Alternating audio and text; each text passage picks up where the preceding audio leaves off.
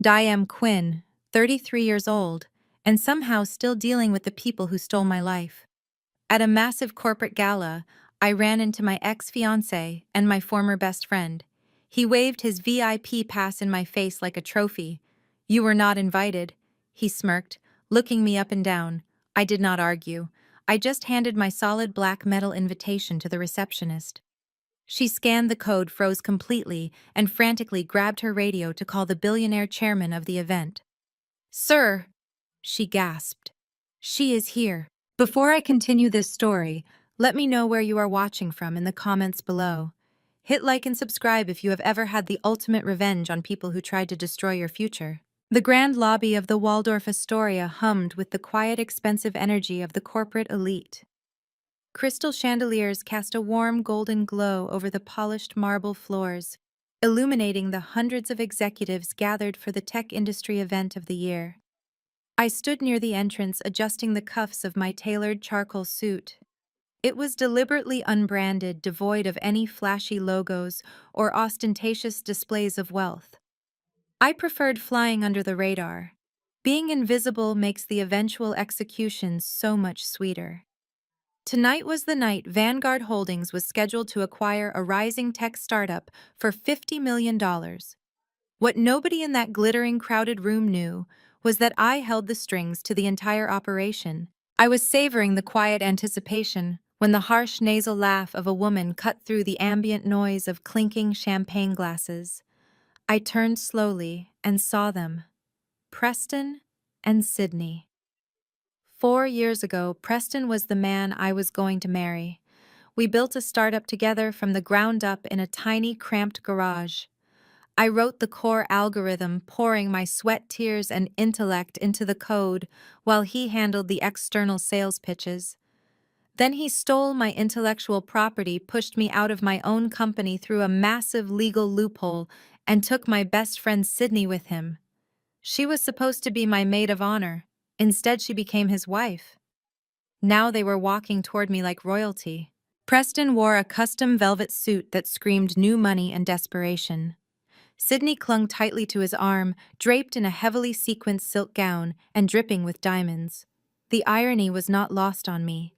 Every jewel on her neck, every stitch of clothing they wore was bought with my stolen equity. Preston spotted me standing near the velvet security ropes, and his confident stride faltered for a fraction of a second. His eyes widened in genuine shock before his face twisted into a smug, victorious grin. He practically dragged Sydney over to me, eager to display his dominance. "Well, look who decided to crawl out of the woodwork," Preston sneered loudly, drawing the attention of a few nearby investors. "Did you get lost on your way to a temp agency, Quinn? Or are you here to serve drinks?" Sydney giggled, a high and grating sound that made my jaw clench. She looked me up and down, her eyes stopping mockingly at my plain suit. "Oh, Preston, leave her alone. Look at her outfit. Not even a single designer label. It is honestly just sad. You would think after 4 years she would have figured out how to dress for a high society venue." I looked at them, taking in their arrogant posture and their hollow, fragile confidence. I did not yell. I did not defend myself. Reacting emotionally is exactly what they wanted. It was the same exact tactic they used 4 years ago to paint me as unstable so they could justify stealing my company. Instead, I maintained absolute, unwavering eye contact and offered a slow, chilling smile. My total silence seemed to unnerve Preston. He puffed out his chest, his face flushing red, and grabbed the heavy gold VIP lanyard hanging around his neck. He shook the pass in front of my face like a toy. "This is a closed corporate event, Quinn. Tonight, my company is being acquired for $50 million. I am the guest of honor. You were not invited. If you take one single step toward that ballroom, I will personally have security throw you out on the street where you belong." I stepped around him without uttering a single word. The main check-in desk was flanked by two massive security guards. The receptionist, a young woman visibly overwhelmed by the constant stream of demanding tech executives, looked up as I approached. Preston and Sydney followed right behind me, practically vibrating with excitement as they eagerly waited for my public humiliation. I reached into my clutch and pulled out a solid black tungsten card. There was no name printed on it, no company logo, only an embedded gold microchip. I placed the heavy metal card onto the marble counter. It landed with a solid thud. The receptionist picked it up with a polite but highly dismissive smile. "I am sorry, ma'am, but if you do not have a registered QR code on your phone, I cannot let you inside." Her voice completely died in her throat as she tapped the heavy card against the scanner. The computer screen did not just flash green to grant entry. It flashed a solid glowing red sequence with a security clearance level reserved exclusively for the absolute top of the corporate food chain. The screen proudly displayed the words, "Majority Shareholder." The color completely drained from the receptionist's face. She stared at the monitor, reading the classified designation, and then slowly raised her terrified eyes to look at me. Her hands began to shake violently. She dropped the tungsten card on the desk, as if it physically burned her skin. Preston crossed his arms and laughed a loud, barking laugh. "See, I told you. They are going to call the cops on you for trespassing. Get your phone out, Sydney. I want a high-definition video of her getting dragged out of here in handcuffs." The receptionist ignored Preston entirely. She lunged for her security radio, her fingers fumbling desperately with the call button. "Mr. Hastings." She gasped into the microphone, her voice trembling with sheer panic. "Sir, please come to the front desk immediately. She is here." Preston smirked, looking incredibly proud of himself. "Wow, you really messed up this time, Quinn. Gregory Hastings is the billionaire chairman of Vanguard Holdings. He is the man handing me a $50 million check tonight. When he sees a pathetic, jealous ex trying to crash his private event, he is going to absolutely ruin you." I kept my posture perfectly relaxed and composed. Preston had absolutely no idea that Gregory Hastings, the terrifying and ruthless titan of finance, only answered to one person in this world, and that person was standing right in front of him. I waited for Gregory to emerge from the crowded, noisy ballroom. But before the silver-haired chairman could reach the front desk to properly greet me, a harsh, abrasive voice echoed across the marble floor from the opposite direction. It was a voice that immediately made my blood run cold. Heavy, aggressive footsteps marched toward my position. My toxic blood relatives had spotted me, and they were charging forward, ready to deliver the next blow. "What are you doing here?" The sharp, heavily manicured fingers of my mother Patricia dug instantly into my forearm. I did not flinch. I simply looked down at her hand until she uncomfortably released her grip. My father Thomas and my older brother Mitchell flanked her like two utterly useless bodyguards. They all wore the same expression of panicked embarrassment, completely terrified that my mere presence would somehow ruin their proximity to wealth. "You need to leave right now." Patricia hissed, her voice a frantic whisper, meant to avoid drawing attention from the surrounding investors. "We told you specifically to stay away. Today is Preston's big day. He is signing a $50 million deal, and the last thing he needs is you causing another one of your psychotic scenes." I smoothed the fabric of my sleeve exactly where her claws had just been. "A scene," I repeated softly. "You mean like the scene where I discovered my fiancé in bed with my best friend? Or the scene where my own family helped him steal my life's work?" My father stepped forward, his face turning a dark shade of red. He puffed out his chest, trying to project an authority he had not earned in decades. "You had a mental breakdown 4 years ago, Quinn.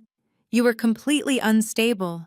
Preston had every legal right to fire you from that startup. He built this tech company with his own 2 hands. You were just holding him back." The sheer audacity of the lie was almost breathtaking. I looked at Thomas, the man who was supposed to protect me, and felt absolutely nothing but clinical disgust. He built nothing. I stated, my voice dropping to a register so cold and authoritative that even Mitchell took a step back. I wrote every single line of the proprietary machine learning model in our apartment, while Preston was out buying overpriced drinks on my credit card. He did not even know how to open a command terminal. He committed corporate espionage, stole my source code, and transferred the intellectual property to a newly formed LLC. "And when I went to you for help, my own father, what did you do?" Thomas opened his mouth to argue, but I did not give him the chance to spin another lie. "You gaslit me," I continued, making direct eye contact with my parents. "You and Patricia cornered me in a hospital room after I collapsed from severe burnout. I was physically and mentally drained from coding a platform that was ready for a Series A funding round. You manipulated me into signing a separation agreement and forfeiting my fully vested shares under the guise of keeping the peace. You convinced me that surrendering my equity was the only way to protect the family from a lengthy public legal battle. But we all know the real reason, do we not? I shifted my gaze to Mitchell, who was sweating visibly under the bright chandelier lights. Preston promised you a seat on the board of directors, Thomas, I said, laying the corporate reality bare. He bought your loyalty with a worthless title and a fraction of a percent in phantom equity. You traded your daughter's future so you could brag to your golf buddies about being a tech executive. Sydney, sensing the shift in power, desperately grabbed Preston's arm. Do not listen to her, babe. She is just a bitter, unemployed dropout who cannot handle that we won.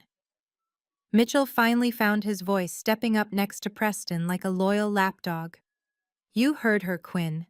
You are pathetic. Preston is about to be a multi-millionaire, and you are crashing a corporate gala in a cheap suit just to beg for attention. Walk out that door before you embarrass yourself even more. I looked at my brother, 36 years old, utterly devoid of any actual business skills, currently wearing a suit I knew he had bought on a high-interest credit card. He was begging for scraps from the man who had ruined his sister. The pathetic nature of his existence was almost painful to witness. I am not the one who should be embarrassed, Mitchell, I said smoothly. You might want to check the fine print on that board seat Thomas was promised. Or the Vice President of Human Resources title you have been begging Preston to give you. Equity in a stolen company is still stolen property. Preston's arrogant smirk returned in full force. He had realized that arguing with me was drawing the eyes of passing venture capitalists. He decided to play the powerful executive, shutting down a nuisance. This is completely ridiculous, Preston announced loudly, ensuring his voice carried to the nearby check-in desk. I am not going to let a disgruntled ex-employee ruin the most important night of my career. He turned his back on me completely and raised his hand high in the air, snapping his fingers toward the main entrance doors. Two massive security guards dressed in dark tactical suits immediately caught his signal. Preston pointed a perfectly manicured finger directly at my chest. Gentlemen. Preston commanded, his voice dripping with absolute superiority. This woman is trespassing at a private corporate acquisition event. She has a documented history of severe mental instability and is currently harassing my family. Remove her from the premises immediately. Use physical force if you have to. Patricia let out a dramatic sigh of relief, patting her perfectly styled hair. Thank goodness. Let the professionals handle her. Thomas sneered at me one last time. You brought this on yourself, Quinn. You always do. The security guards marched forward, their heavy boots echoing on the polished marble floor. They flanked me on both sides, their expressions hard and unyielding. The taller of the two reached out his massive hands, preparing to grab my shoulders and physically drag me out of the Waldorf Astoria. The entire lobby seemed to hold its breath, waiting for my public humiliation to reach its devastating climax. Preston crossed his arms, his chest puffed out in total triumph, eagerly waiting for the show. Before the guard's heavy hand could clamp down on my shoulder, a sharp, commanding voice sliced through the heavy tension of the lobby. Do not even think about touching her. A figure stepped smoothly into the narrow space between me and the tactical security team. It was Nia, my brother's wife. At 34 years old, Nia was a striking African-American woman with a brilliant legal mind, currently wearing a tailored emerald pantsuit that made Sydney's sequenced gown look like a cheap costume. Nia had spent the last 4 years quietly observing the parasitic nature of the family she had married into, and clearly she had reached her absolute limit. She had built her own career in corporate auditing. She knew how to read a balance sheet, and more importantly, she knew how to read people. Nia stood her ground, her posture immaculate, projecting an authority that made the two massive guards hesitate. She stared them down for a fraction of a second before turning her lethal, unyielding gaze directly onto my brother and my mother. She owns the original patent, Mitchell, Nia stated, her voice ringing out with crystal clarity. Every single line of code keeping that startup afloat belongs to her, Back off, both of you. Patricia gasped, her hand flying to her chest in theatrical outrage. Nia, what on earth is wrong with you? Whose side are you on? You are supposed to be supporting this family. Mitchell turned a violent shade of purple. The veins in his neck bulged against his tightly knotted collar. He lunged forward, grabbing Nia by the elbow and attempting to yank her out of the way. She yanked her arm back with equal force, her eyes flashing with pure warning. "Shut your mouth," Nia, Mitchell hissed, his voice dropping into a vicious, controlling tone meant to intimidate her. "Know your place. You are embarrassing me in front of Preston. Step out of the way right now before you ruin my career." Nia did not flinch. She simply looked at the man she had married with profound, icy disgust. "What career, Mitchell? You do not have a career. You are a glorified errand boy begging for handouts from a thief." Preston, infuriated that his grand display of power was being interrupted by my sister-in-law, snapped his fingers at the security team again. He completely ignored Nia's warning. "I do not care what his wife says," Preston barked, his face twisting with arrogant impatience. "This woman is a security threat. I want her removed from the Waldorf Astoria right now. Do your jobs." The guards, taking their direct orders from the VIP guest of honor, nodded in agreement. The taller guard stepped around Nia, his massive hands lunging forward to grab me by the arms and physically drag me toward the revolving glass doors. I did not brace for impact. I did not step back. I kept my eyes locked on Preston. I said, "Take your hands off her immediately." The command thundered across the marble floor. It was not a shout, but a booming, gravelly voice carrying the undeniable weight of absolute corporate authority. The crowd of wealthy investors parted like the Red Sea. Chairman Gregory Hastings, a silver-haired titan of the financial industry, dressed in a bespoke navy suit, marched directly into the center of the conflict. He did not ask for permission to intervene. He simply stepped forward and forcefully shoved the taller security guard's arm away from me. The guards froze instantly. Every single executive investor and hotel staff member in the lobby recognized the billionaire founder of Vanguard Holdings. The air in the room grew completely still. Preston's face immediately lit up with an eager, fawning expression. He assumed Gregory had rushed over to protect his $50 million investment from a crazy stalker. Preston quickly stepped around my parents, smoothing his velvet jacket, and extended his hand toward the billionaire with a sickeningly sweet smile. "Gregory Sir Preston," said, his voice dripping with sycophantic charm, "I am so incredibly sorry about this minor disturbance. You did not need to come down here yourself. This unstable woman was just leaving. Security is handling it." Gregory Hastings did not shake Preston's hand. He did not even look at Preston. He looked straight through him as if the man were completely invisible. The billionaire chairman adjusted his suit jacket, stepped squarely in front of me, and then did something that caused the entire lobby to stop breathing. Gregory lowered his head and offered me a deep, highly respectful bow. "My deepest apologies for the wait, ma'am," Gregory said, his tone entirely deferential. "The board of directors was reviewing the final restructuring protocols you requested for tonight's acquisition. We are fully prepared to proceed on your command." The silence that blanketed the lobby was absolute. You could hear the faint hum of the air conditioning. Preston's eager smile shattered into a million pieces. His extended hand dropped awkwardly to his side. His jaw unhinged, his eyes darting frantically between my perfectly stoic face and the bowing billionaire. The cognitive dissonance was breaking his mind in real time. He tried to process what he was seeing, but his brain completely short-circuited. Sydney let out a confused, high-pitched gasp, clutching her diamond necklace, as if she were suddenly struggling for air. Thomas and Patricia stared at Gregory with blank, uncomprehending expressions. Mitchell looked as though the floor had just dropped out from beneath him. The man holding the $50 million check, the ruthless titan of corporate acquisitions, the billionaire they had all been worshipping, had just bowed to the unemployed failure they discarded 4 years ago. Preston swallowed hard, his face turning an ashen shade of gray as the horrifying reality began to set in. How on earth did I know the billionaire who was buying his company? For 3 agonizing seconds, Preston stared at Gregory Hastings' bowed head. You could practically hear the rusty gears turning inside his brain as his fragile ego desperately fought to reject the reality unfolding right in front of him. Narcissists possess a truly fascinating survival mechanism. When confronted with a truth that shatters their superiority, their brains instantly rewrite the narrative to protect their delusion. Preston's breathing steadied. The color rushed back into his cheeks. He let out a sudden booming laugh that echoed awkwardly across the polished marble lobby. He clapped his hands together, his face twisting into an expression of patronizing amusement.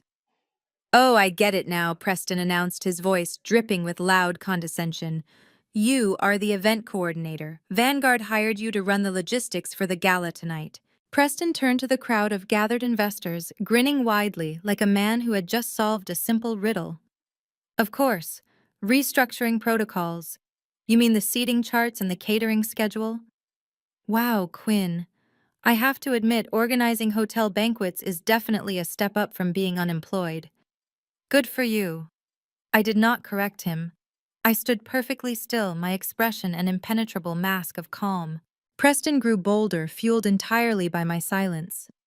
He actually stepped past me and clapped his hand heavily onto Gregory Hastings' shoulder. It was a staggering display of disrespect, treating a 60-year-old financial titan like a fraternity brother at a sports bar. "Gregory," Sir Preston said, flashing his perfectly bleached teeth, "it is incredibly generous of Vanguard Holdings to hire struggling locals for these events. We love seeing corporate charity in action, but let us not waste your valuable time on the hired help.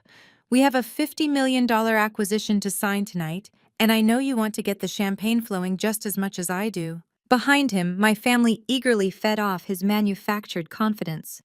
My brother Mitchell smirked, stepping forward to piggyback on Preston's dominance.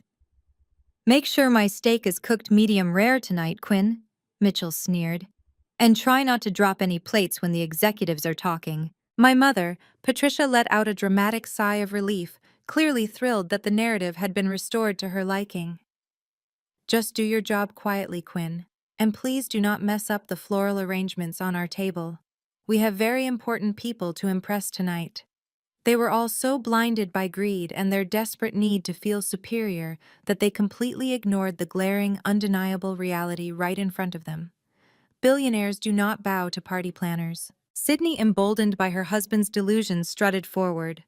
She smoothed the fabric of her sequined gown and stepped directly into my personal space.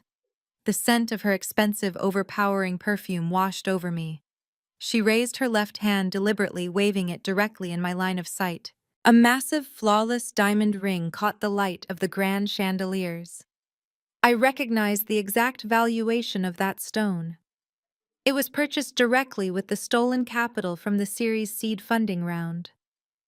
That was capital generated exclusively by the machine learning algorithm I coded from scratch, in a freezing, cramped apartment, while Sydney was pretending to be my supportive best friend. "It really is a shame," Sydney cooed, her voice laced with fake sympathy. "You were always so good at typing away in the dark, but you just never had the mindset for real business. Too bad you lacked the vision to scale the company. If you had just listened to Preston 4 years ago, maybe you would not be stuck planning parties while we are cashing out for $50 million. I looked at the diamond ring, then slowly traced my gaze up into Sydney's eyes. I did not blink. I did not show a single ounce of the rage they were so desperately trying to provoke. I simply let them dig their graves deeper, watching them shovel the dirt over their own heads with enthusiastic pride. My total stoicism seemed to infuriate Sydney. She wanted me to scream, she wanted me to cry, to break down, and to validate her victory. My silence was a titanium wall she could not break. Gregory Hastings stood rigidly next to me. The Vanguard chairman was a man who routinely dismantled Fortune 500 companies before breakfast. He oversaw trillions in assets and commanded armies of corporate litigators. He watched Preston's display of astronomical stupidity with a look of pure, unfiltered pity. It was the exact look a seasoned predator gives a very loud, very oblivious prey wandering into a trap. Gregory slowly turned his head to look at Preston's hand, which was still resting presumptuously on his expensive suit jacket. He did not shrug it off. He simply stared at the hand until Preston, suddenly feeling the freezing temperature of the chairman's gaze, awkwardly pulled his fingers away and cleared his throat. Gregory took a deep breath, his broad chest expanding as he prepared to speak. I knew exactly what he was about to do. He was opening his mouth to absolutely decimate Preston's worldview, to strip away the pathetic delusion, and to introduce my true corporate title to the entire lobby. He was going to end the game right here and now. I shifted my gaze to catch Gregory's eye. Before a single syllable could leave the chairman's lips, I raised my right hand just a fraction of an inch and lifted a single finger. It was a subtle commanding gesture, a silent, absolute order to stand down. Gregory saw the movement. His jaw snapped shut instantly. He swallowed his words, gave a minuscule nod of obedience, and stepped back into a neutral, submissive posture. I lowered my hand, my face betraying absolutely nothing. Let them play. The higher they climb their imaginary pedestal tonight, the harder they will hit the concrete when I pull the financial foundation out from under them. Preston turned on his heel, dismissing me entirely, and led his entourage toward the frosted glass doors of the VIP cocktail lounge. Sydney clung to him, casting one final triumphant glance over her shoulder. My parents and Mitchell trailed behind them like eager ducklings hoping for breadcrumbs. I watched them disappear into the exclusive enclave, their loud laughter cutting through the sophisticated hum of the lobby. Gregory stood perfectly still beside me, waiting for my instruction. Proceed with the schedule, I told him, keeping my voice low. Make them comfortable. Let them drink the most expensive champagne you have. I want them feeling completely invincible when the floor drops. Gregory gave a crisp nod, his eyes gleaming with the predatory anticipation of a veteran corporate raider. He turned and marched toward the main ballroom to prepare the slaughter. I adjusted my jacket and quietly slipped into the VIP lounge, sticking to the dimly lit perimeter. The VIP lounge was a masterclass in calculated opulence. Dark mahogany walls absorbed the ambient light, while a live jazz quartet played softly in the corner. Waiters in white tuxedo jackets circulated with trays of caviar and crystal flutes. I found a strategic vantage point behind a massive marble pillar draped in shadows. It provided a perfect, unobstructed view of Preston's semi-private booth. I stood perfectly still, letting the darkness conceal me, and watched the pathetic display of my so-called family. Thomas and Patricia were practically vibrating with desperation. They leaned across the leather seating, hanging onto Preston's every word, as if he were a prophet delivering divine truth. Patricia kept reaching out to touch Sydney's arm, complimenting her dress, her hair, her jewelry, completely debasing herself for a scrap of validation. Thomas was no better. My father, a man who had spent his entire life demanding respect and absolute obedience from his children, was currently refilling Preston's glass, acting as a glorified butler for the man who had ruined his daughter. It was a sickening, fascinating study in human greed. They had traded their morality for proximity to wealth, and now they were actively worshipping the thief who held the purse strings. Then Mitchell made his move. He wiped his sweating palms on his trousers and leaned awkwardly across the table. His body language was a masterclass in submission. He hunched his shoulders, making himself physically smaller, a stark contrast to the arrogant bully he had been just 5 minutes ago in the lobby. "Preston, listen," Mitchell began, his voice strained with nervous desperation. "About the restructuring after the Vanguard buyout. We talked about the Vice President of Human Resources position. I just wanted to make sure we are still locked in for that. I have been putting in the groundwork, keeping everything quiet on my end, just like you asked." From my spot in the shadows, I pulled my phone from my pocket. I activated the camera, zoomed in slightly to frame the entire booth, and hit the red record button. The acoustics of the mahogany-paneled lounge carried their voices perfectly into my device. Preston slowly lowered his champagne flute. The charming, victorious smile melted off his face, replaced by a look of profound, unfiltered disgust. He stared at my brother as if Mitchell were a cockroach that had just crawled onto his expensive leather shoe. Mitchell Preston said, his tone flat and heavily laced with contempt. "You do not seriously think I am going to make you a vice president at a $50 million tech firm, do you?" Mitchell froze, his face draining of color. "But we had an agreement. I helped you handle Quinn 4 years ago. I secured the hardware. I did exactly what you told me to do. Preston scoffed, leaning back and spreading his arms across the booth. You stole a laptop from your own sister because you were broke and desperate. That does not make you an executive. That makes you a liability. When Vanguard takes over tomorrow, I'm going to have real investors scrutinizing my organizational chart. I cannot have a useless, underqualified hack sitting in the C-suite. Mitchell swallowed hard, looking frantically at our parents for support. Mom, Dad, tell him. We had a deal. I kept the camera steady, eager to capture my parents' defense of their golden boy, but the defense never came. Patricia set her drink down and shot Mitchell a warning glare. Mitchell, do not be greedy. Preston is under a lot of pressure with this acquisition. You cannot expect him to just hand out executive titles. Thomas nodded in rapid agreement, instantly siding with the money.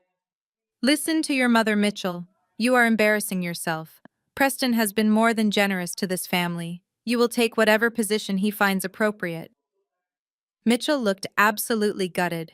His own parents had just thrown him under the bus without a second thought, sacrificing his dignity to keep Preston happy. Preston chuckled thoroughly, enjoying the complete subjugation of my family. Tell you what, Mitch. Because I am a generous guy, I will find a desk for you in the basement. You can manage the payroll for the janitorial staff. But you will take that desk, you will cash your modest paycheck, and you will keep your mouth completely shut about the past. Do we understand each other? Mitchell looked down at his lap, thoroughly humiliated, and gave a slow, defeated nod. Yes, I understand. I tapped the screen on my phone, saving the high-definition video directly to my secure cloud server. I had just recorded irrefutable, crystal-clear evidence of extortion, bribery, and complicity. Preston had just admitted to paying my brother for stolen hardware, and my parents had fully endorsed the corruption.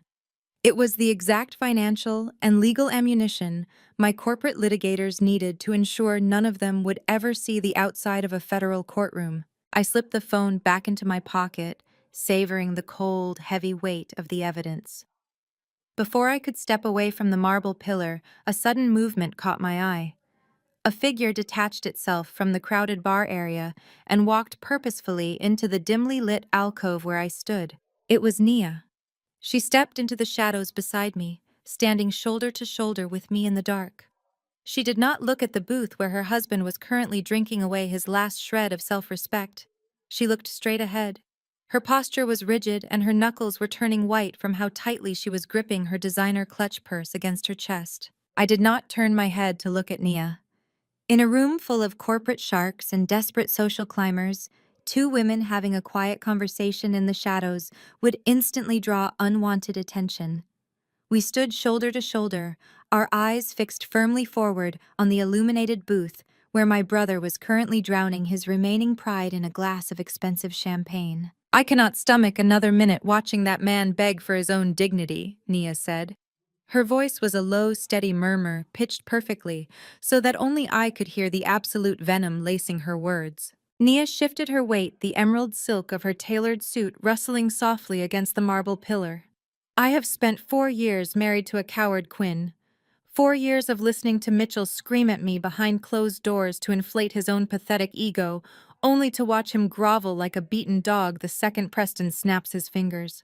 I am entirely done with this marriage, and I am entirely done with the collective delusion keeping this toxic family afloat. I kept my gaze locked on the booth.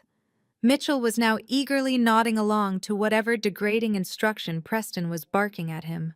You are a brilliant corporate auditor, Nia, I replied smoothly, my tone conversational but layered with deep respect. You always possess too much intellect and far too much class to remain chained to a sinking ship. I assumed you would formulate an exit strategy eventually. I just did not realize your timeline aligned so perfectly with mine. Nia let out a breath that sounded remarkably like a bitter laugh. Oh, my timeline accelerated the moment I found out what they actually did to you 4 years ago. Mitchell likes to drink when he feels inadequate, and when Mitchell drinks, he brags. He thought he was a criminal mastermind.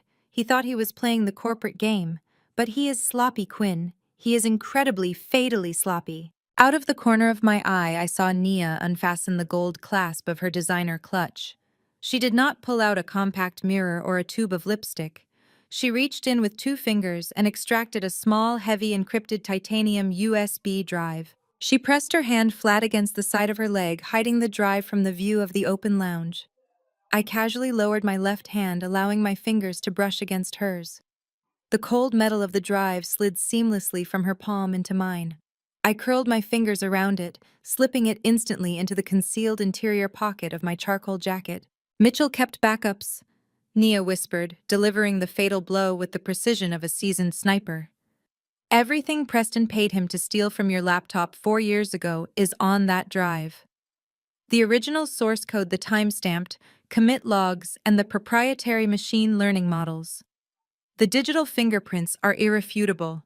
You can prove you are the sole architect of the entire platform. A surge of cold, calculating adrenaline flooded my veins.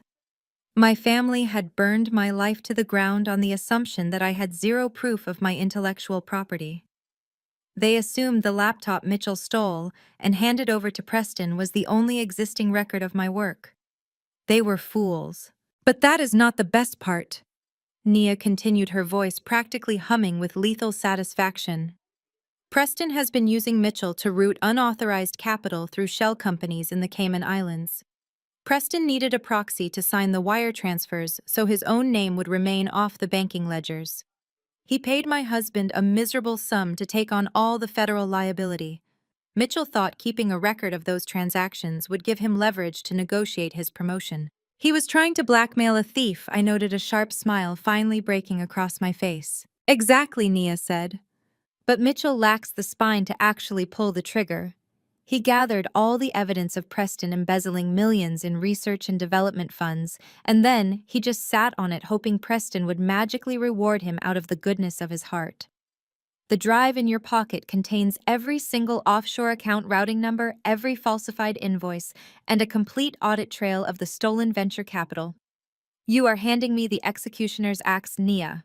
Nia finally turned her head to look directly at me. Her dark eyes were blazing with a fierce, uncompromising fire. Swing it hard, Quinn. I want to watch them burn. I want every single one of them to face the absolute ruin they deserve. I offered her a singular, profound nod. Consider it done. A heavy, resounding chime echoed through the sophisticated sound system of the VIP lounge, cutting our conversation short. The live jazz quartet immediately ceased playing. Across the room, the massive brass-studded mahogany doors of the grand ballroom swung open simultaneously. A wave of golden light and the swelling sound of a live orchestra flooded the lounge. Ladies and gentlemen, a polished voice announced over the intercom, "The banquet is now beginning. Please make your way to the main ballroom for the evening's keynote presentation and dinner service." The lounge immediately buzzed with energetic movement. Tech executives, venture capitalists, and eager social climbers began funneling toward the glowing entrance. I watched as Preston stood up from his booth, buttoning his velvet jacket with a look of supreme arrogant triumph. He offered his arm to Sydney, who preened and adjusted her diamond necklace for the watching crowd. My parents and Mitchell scrambled out of the booth right behind them, desperate to stay within the golden aura of Preston's perceived wealth. As Preston walked toward the ballroom doors, he pulled his phone from his pocket. He stared at the screen, his thumbs moving rapidly. A cruel, malicious smirk twisted his features. He hit send and shoved the phone back into his jacket, laughing to himself as he guided Sydney into the grand hall. A second later, my phone vibrated intensely against my ribcage. I pulled it from my pocket and glanced at the illuminated screen. It was a notification from the family group chat. Preston had just sent a message to Thomas, Patricia, Mitchell, and me. I tapped the screen, opening the message thread. Preston had written a masterpiece of pathetic arrogance. "Look at the failure hiding in the shadows while we sit at the head table. Do not worry, Quinn. Once I sign this $50 million check on stage tonight, I am going to buy you a tent. I will have security escort you to the nearest homeless shelter before dessert is served. Enjoy the view from the cheap seats."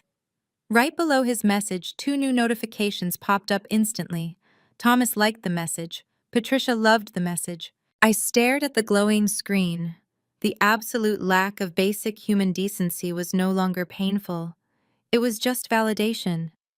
Every shred of guilt I might have harbored about destroying their lives evaporated into the cold, conditioned air of the hotel. I locked my phone, tapping it lightly against the titanium drive hidden in my pocket. The trap was set.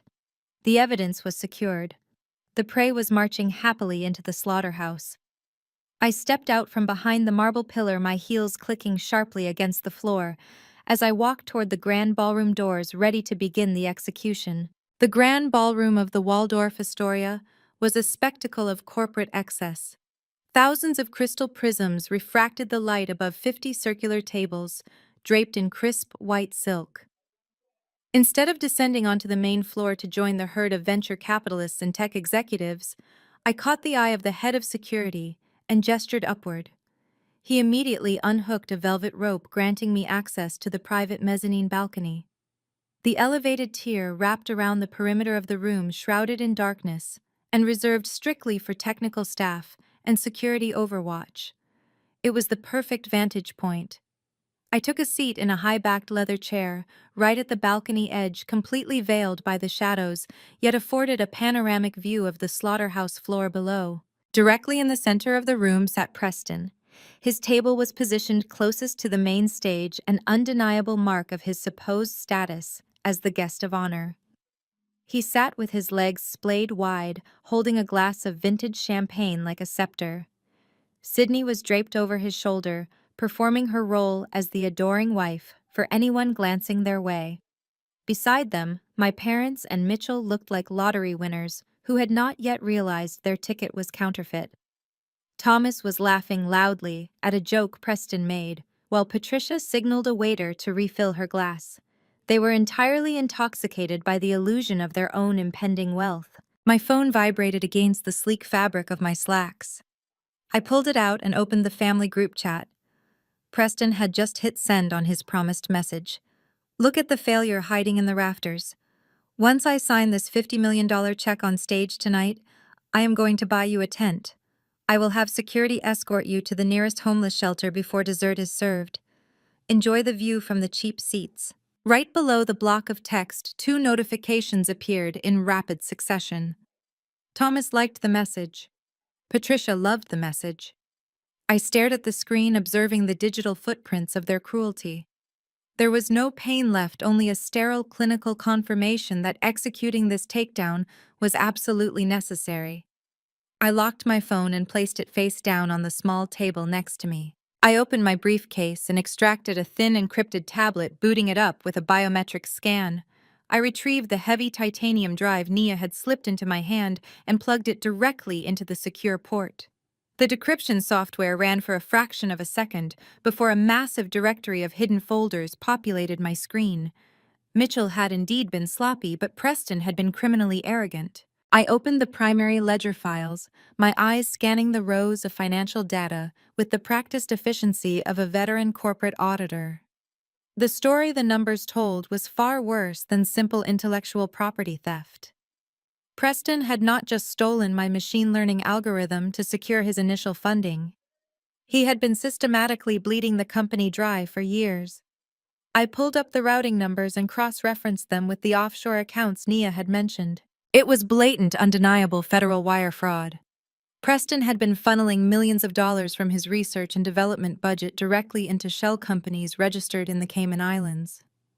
He used that stolen capital to fund his lavish lifestyle, paying for Sydney's luxury cars, extravagant vacations, and the massive diamond ring currently sitting on her finger.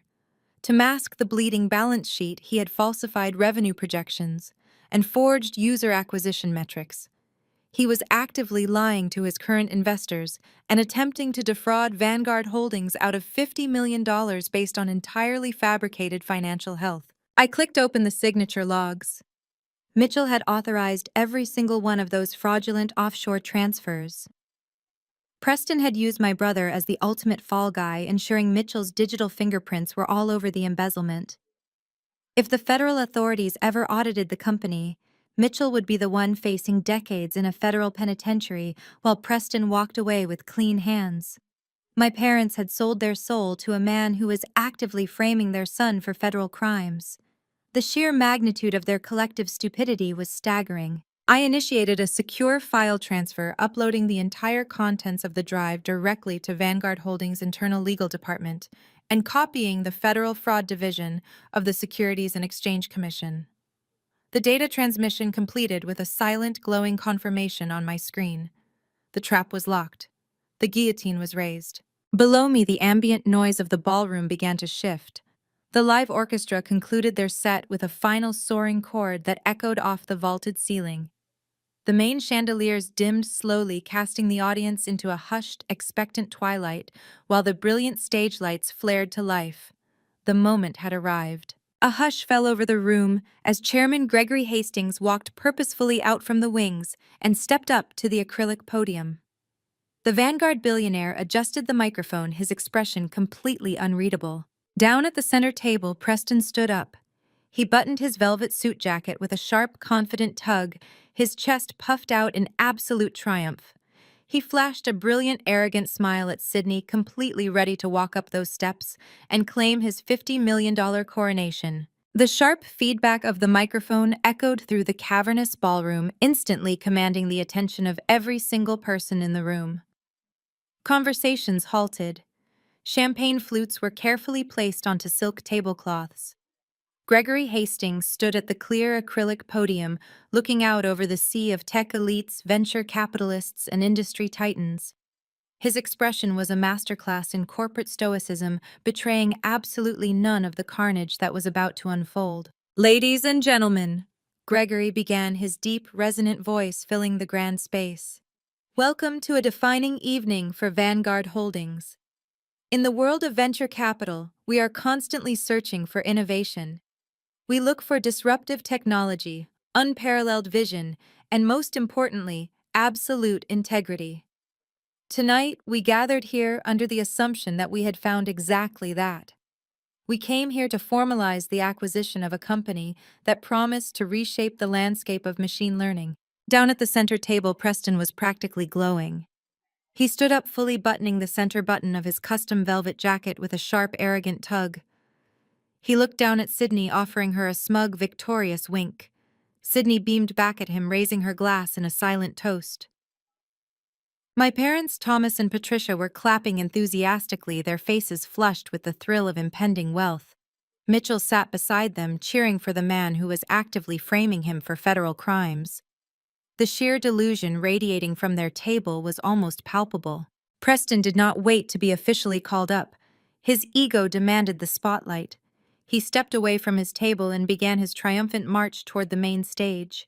He walked with the swagger of a conquering king, his chest puffed out, shoulders thrown back. He nodded to investors he passed, shaking a hand here, pointing a finger gun there. He was soaking in the applause, basking in the admiration of hundreds of powerful people who believed he was a self-made genius. From my vantage point in the dark mezzanine, I watched his coronation walk with absolute icy detachment. He looked so incredibly small from up here, a tiny, fragile man walking blindly into a steel trap. Gregory watched Preston approach the stage.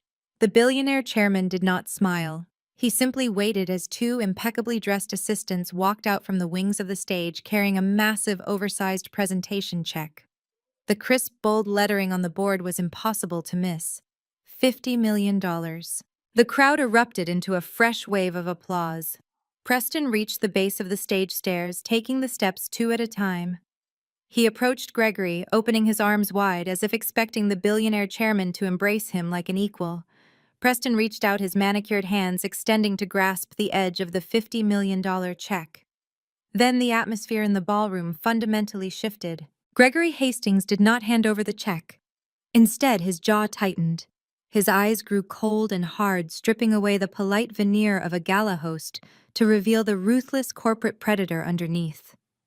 Gregory gripped the top edge of the presentation board and deliberately, forcefully lowered it until it rested on the stage floor, completely out of Preston's reach. Preston froze. His extended hands hovered awkwardly in the empty space between them. The confident, arrogant smile plastered across his face fractured. He let out a nervous, breathy chuckle, looking around the stage as if waiting for a punchline that was not coming. The applause in the ballroom died out rapidly, replaced by a sudden, heavy silence. Hundreds of highly trained executives sensed the shift in the room's energy. Something was profoundly wrong. Gregory leaned back into the microphone. His voice cut through the silent ballroom like a freshly sharpened blade. Before we finalize this acquisition, Gregory announced, his tone entirely devoid of warmth. Vanguard Holdings must defer to our true majority shareholder. We do not finalize capital transfers of this magnitude without the direct authorization of the person who actually built this empire. Preston shifted his weight, visibly sweating under the intense stage lights. Gregory, sir, I am not sure I understand. Preston stammered, his voice lacking the booming confidence he had wielded just moments ago in the lobby. We finalized the terms this morning. Gregory ignored him completely. He did not even turn his head to acknowledge Preston's presence. He kept his eyes locked on the crowd, his voice projecting absolute authority. The architect of our entire venture capital fund has a restructuring announcement. Gregory continued, his words ringing out like a judge delivering a sentence. We will proceed under her direct orders. Preston took a step back, his eyes darting frantically toward the Vanguard legal team seated near the front row. Down at the center table, Sydney lowered her champagne glass, the smug satisfaction draining from her face. Patricia and Thomas exchanged panicked glances, entirely unequipped to process a corporate disruption of this scale. Mitchell just stared at the stage, his mouth hanging slightly open. Who is he talking about? Preston muttered under his breath, looking wildly around the stage.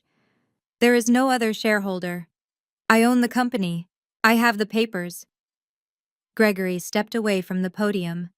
He raised his right hand and gave a sharp, definitive signal to the technical booth at the back of the hall. Instantly, the brilliant warm lights illuminating the main stage snapped off, plunging Preston into absolute darkness. A collective gasp rippled through the crowd of executives. Preston stumbled backward in the pitch black, his voice echoing in panic as he demanded someone turn the lights back on. A heavy mechanical click sounded from the lighting rig high above the ballroom floor. A single blindingly bright spotlight pierced through the darkness. It did not hit the stage. It did not hit the center table. The beam of pure white light swept across the vaulted ceiling and snapped directly up to the dark mezzanine balcony. The spotlight hit me dead center. I sat perfectly still in my high-backed leather chair, my legs elegantly crossed, my hands resting calmly on the armrests. The tailored charcoal suit absorbed the harsh light, making me look like a ghost that had just materialized to collect a debt. I looked down over the railing, staring directly into the terrified wide eyes of the man who had stolen my life. The silence in the Waldorf Astoria Grand Ballroom was absolute. Thousands of attendees stopped breathing all at once. The live orchestra had long since lowered their instruments, and not a single crystal champagne flute clinked against the silk tablecloths. The sheer, crushing weight of the silence was deafening. I stood up from my leather chair on the mezzanine, taking my time.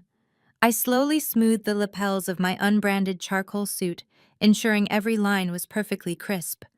The spotlight operator tracked my every move, keeping the blinding beam of pure white light pinned directly on me as I stepped out of the shadows and approached the sweeping marble staircase that connected the balcony to the main floor. My heels struck the marble steps. Click, click, click. The sound echoed through the cavernous space like a metronome counting down the final seconds of Preston's corporate life. The crowd below parted organically, stepping aside to create a wide, unobstructed path from the base of the stairs all the way to the main stage. Hundreds of powerful investors, venture capitalists, and tech elites stared in stunned fascination. They did not know my name yet, but they fluently spoke the universal language of absolute authority. They knew raw power when they saw it walking toward them. On the stage, Preston's brain finally short-circuited. The delusion he had meticulously maintained for 4 years shattered under the oppressive weight of the spotlight. Panic consumed him entirely. He lunged forward, grabbing the microphone from the acrylic podium with shaking hands. His knuckles turned stark white as he gripped the metal stand. Security. Preston screamed, his voice cracking violently over the massive sound system. Get her out of here right now. She is a fired employee. She is a psychotic stalker. I want her arrested for trespassing. Down at the center table, Sydney clamped both hands over her mouth, her eyes wide with mounting terror.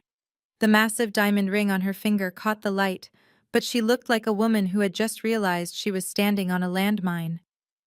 My parents, Thomas and Patricia, remained frozen in their seats, utterly paralyzed by the sudden violent shift in their reality. Mitchell gripped the edge of the dining table, his face turning a sickly shade of gray, as he realized the man he had been begging for an executive job was currently having a very public, very unhinged meltdown. Only Nia sat perfectly upright, a cool, deeply satisfied smile playing across her face. I did not alter my pace. I did not flinch at his shouting. I kept my gaze locked directly onto Preston's sweating, desperate face. He was unraveling in front of the exact people he had spent months trying to impress. The billionaire investors in the front row exchanged deeply concerned glances. In the corporate world, emotional outbursts from a chief executive officer are a massive red flag. Preston was bleeding credibility with every word he screamed. "Do your jobs!" Preston shrieked, pointing wildly at the tactical security team positioned around the perimeter of the ballroom. "She is having another mental breakdown. She has been harassing my family. Throw her out on the street before she ruins this event." 4 heavy-set security guards immediately mobilized, marching briskly toward the front of the room. Their heavy boots thumped against the polished floor. Preston let out a loud, breathy laugh of relief, falsely assuming the cavalry was coming to save his $50 million deal. He wiped the heavy layer of sweat from his forehead with the back of his velvet sleeve, frantically trying to compose his features and rebuild his shattered CEO persona for the watching crowd. But the guards did not look at me. They marched directly past my path, their eyes fixed firmly on the stage. I reached the bottom of the grand staircase. Chairman Gregory Hastings walked purposefully down the steps from the stage to meet me on the ballroom floor. The billionaire titan did not ask me to stop. He did not question my presence. Instead, Gregory extended his right hand toward me, offering his physical support with the utmost professional reverence. I accepted Gregory's hand and stepped up onto the stage. The crowd watched in captivated silence as the chairman of Vanguard Holdings personally escorted me to the center of the platform. The visual hierarchy was undeniable. Gregory was treating me with the exact level of deference a subordinate reserves for their absolute superior. Preston stood by the podium, his mouth opening and closing like a suffocating fish. He tried to speak to Gregory, reaching his hand out in a desperate plea for an explanation. But before a single word could form on his lips, the 4 security guards stepped onto the stage. They did not move toward me. They marched directly up to Preston. 2 guards flanked him on his left and 2 on his right. They crossed their massive arms, using their sheer physical bulk to force Preston to take several stumbling steps backward. They effectively boxed him into a corner, completely isolating him away from the acrylic podium and the $50 million presentation check. Preston looked at the guards, then at Gregory, and finally at me. The blood completely drained from his face, leaving him looking like a hollow, empty shell of a man. His chest heaved as he struggled to draw oxygen into his lungs. The reality of his situation had finally breached his impenetrable ego. He was not the guest of honor. He was the prey. I stepped up to the acrylic podium, taking my rightful place at the center of the stage. I looked down at the VIP table, making sure my parents, my brother, and Sydney had a perfect, unobstructed view of my face. I wanted them to see exactly who held the executioner's axe. I reached out and tapped the microphone with my index finger. A sharp, clear thud resonated through the silent ballroom, demanding total submission from everyone in the room. I leaned forward, keeping my voice dangerously calm and entirely level. I was not fired, Preston. I was preparing. 4 years ago, the man trembling in the corner of this stage told the world a very compelling story. My voice echoed through the massive ballroom, crisp and completely devoid of emotion. He told our investors that I was unstable. He told the board that I was a liability. He told my own parents that for this technology to survive, the actual creator needed to be excised like an infection. I looked down at the center table. Thomas and Patricia were staring up at me with wide, terrified eyes. Mitchell sat frozen beside them, his jaw practically resting on his chest. You all bought his narrative because it was convenient. I continued my gaze sweeping over the audience of elite venture capitalists and industry titans. You looked at a quiet, dedicated coder and decided she was expendable. You allowed a charismatic thief to forge separation agreements and strip away my founder equity. You thought that because I walked away without screaming, without causing a public spectacle, I had simply surrendered. You thought I crawled into a hole to disappear. I gripped the edges of the clear acrylic podium. I did not disappear. I adapted. Preston strained against the two massive security guards blocking his path. He looked like a trapped animal, his custom velvet suit clinging to his profusely sweating frame. "Quinn, shut your mouth!" he hissed, his voice raspy and panicked. "You have no idea what you are doing. You are ruining a $50 million acquisition." "I am not ruining anything, Preston," I replied smoothly. "I am executing an audit." A murmur of confusion rippled through the front rows of the audience. Wealthy executives shifted in their seats, exchanging wary glances. Gregory Hastings stood perfectly still at the edge of the stage, his hands clasped behind his back, watching me work with absolute, unwavering respect. "You spent the last 4 years chasing venture capital." "Preston?" I announced, projecting my voice so every single person in the grand hall could hear the undeniable truth. "You courted major investors, hosted extravagant dinners, and begged for constant cash injections to keep your stolen ship afloat because you had absolutely no idea how to update or maintain the core algorithm I wrote. You were bleeding money. Your operational costs were astronomical, and your revenue projections were entirely fabricated." Preston shook his head violently. "That is a lie. We are highly profitable." "You were weeks away from total insolvency," I corrected, silencing him instantly. "But then a miracle happened for you. Vanguard Holdings, an aggressive, highly secretive titan of industry, took a sudden interest in your little startup.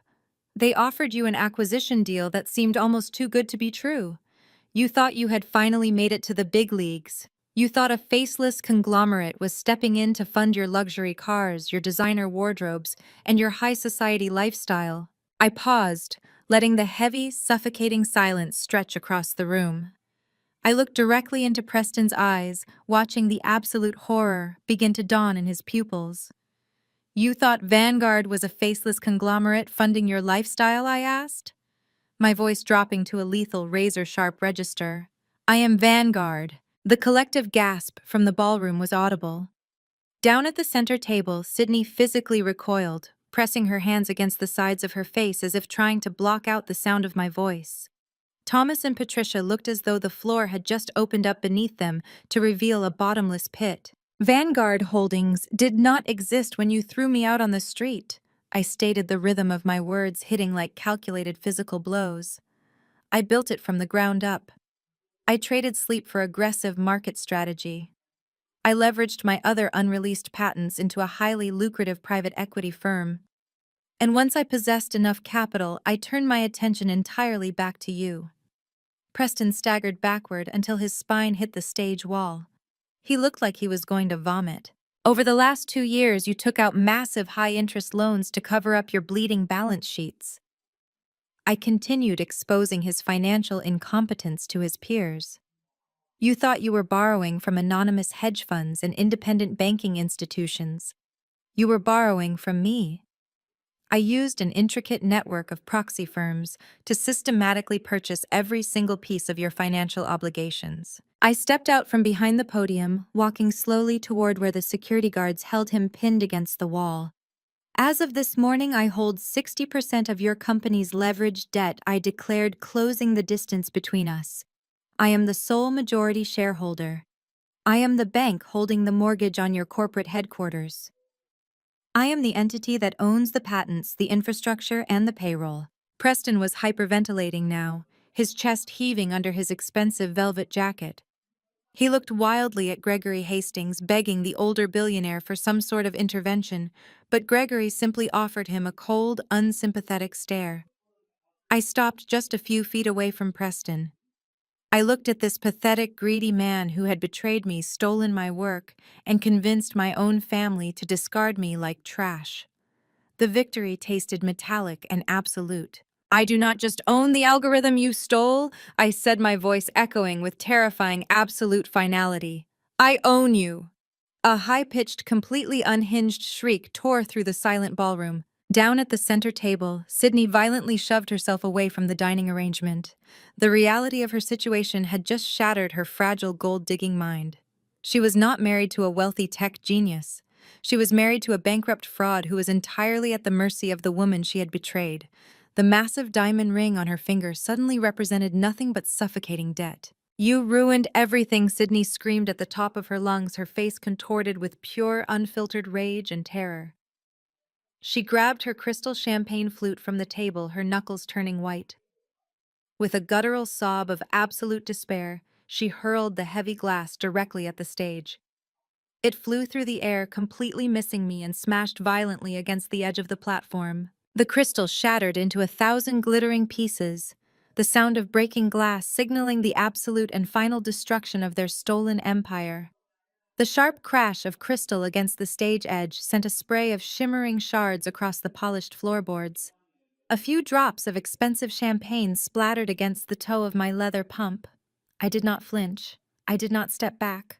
I merely looked down at the broken glass, then slowly raised my eyes to the woman who had thrown it. Sydney was entirely unhinged. Her carefully curated high society persona had completely disintegrated.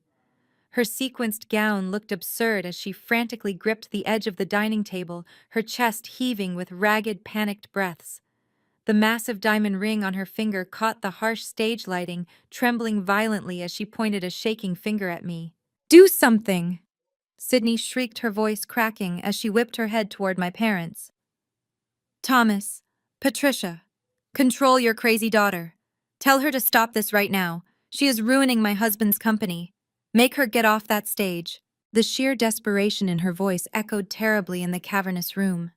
The surrounding tech executives and venture capitalists stared at her with expressions of profound distaste.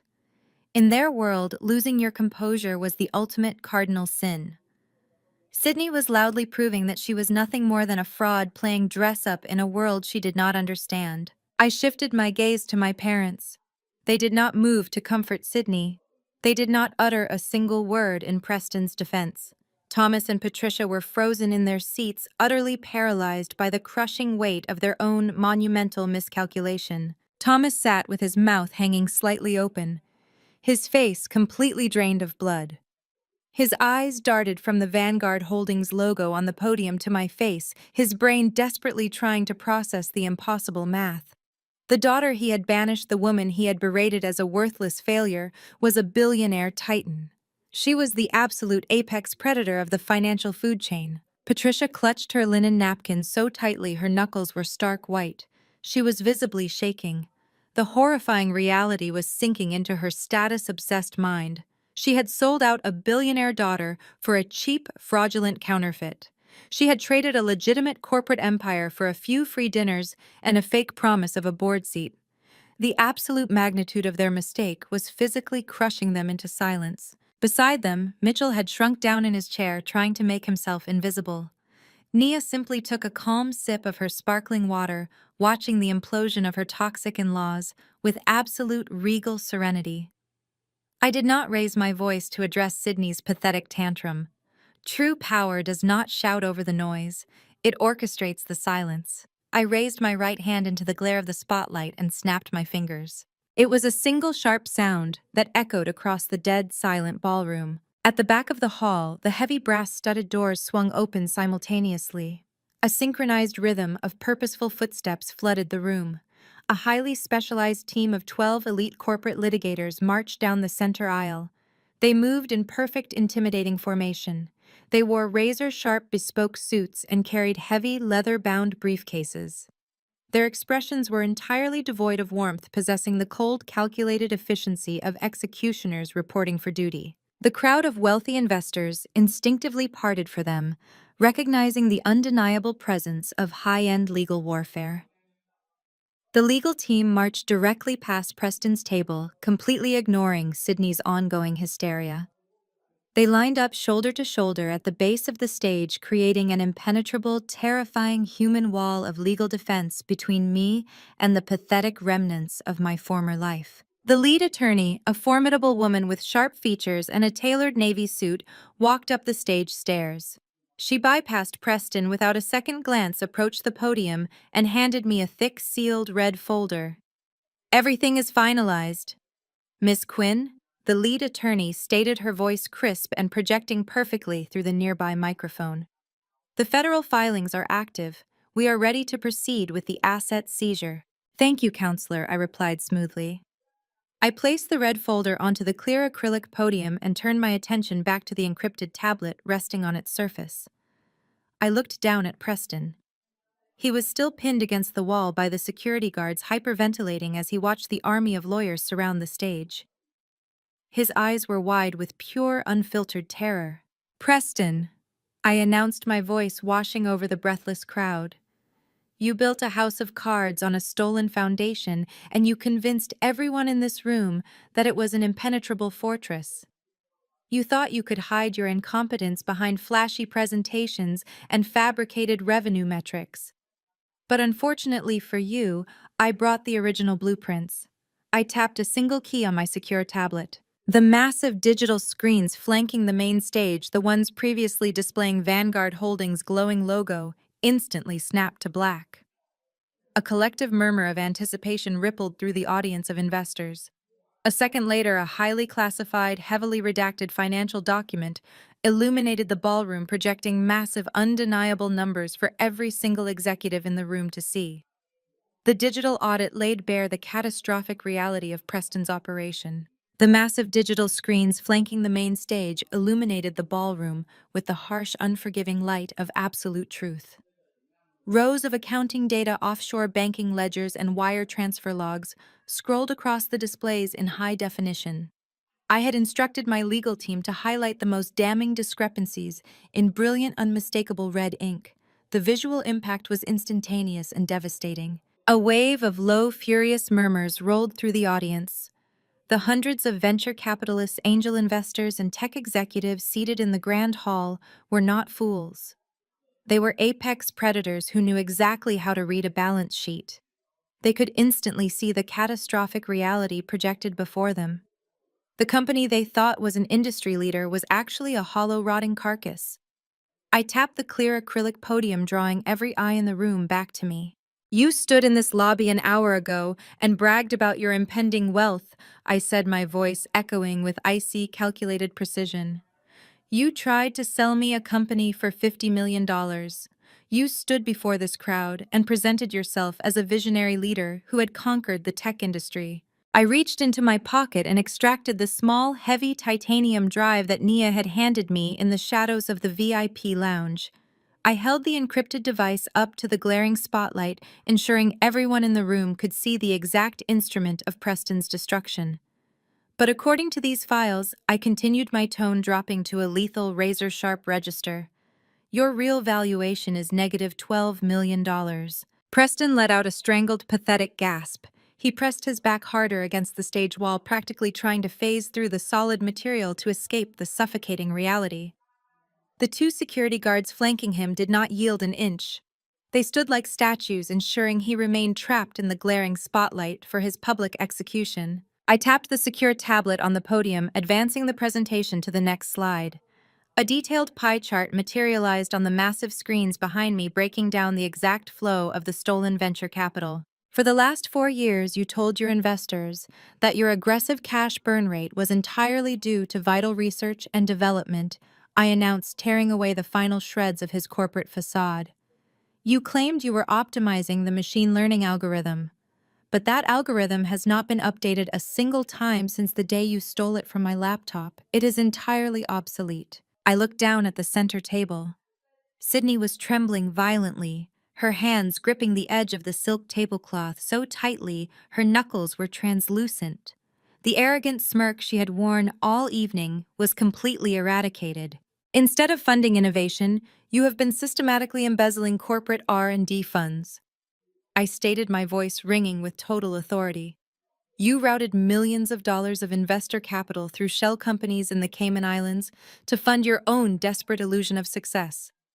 You used company money to pay for Sydney's Cartier bags, her imported luxury cars, and her heavily sequenced wardrobe. The crowd of wealthy investors turned their collective gaze towards Sydney. Dozens of furious, powerful executives glared at the woman dripping in diamonds purchased with their stolen money. Sydney physically shrank under the intense, venomous scrutiny. She crossed her arms tightly over her chest, desperately trying to hide the massive diamond ring that now served as glaring physical evidence of federal wire fraud. But Sydney's extravagant shopping habits were only a fraction of the problem, I added, bringing my attention back to the sweating, terrified man trapped on my stage. I advanced the screen to the final, most damning document. It was a comprehensive ledger of international wire transfers, directed to illegal betting syndicates. You drained the remaining liquidity of this company to pay off your own massive offshore gambling debts, I declared. You lost millions of dollars chasing a high-roller lifestyle you could never legitimately afford. You are not a tech visionary, Preston. You are a degenerate gambler and a common thief who ran out of other people's money. Preston opened his mouth desperately, trying to formulate a defense. He looked wildly out at the audience, his eyes begging for a single friendly face. But there was no salvation to be found.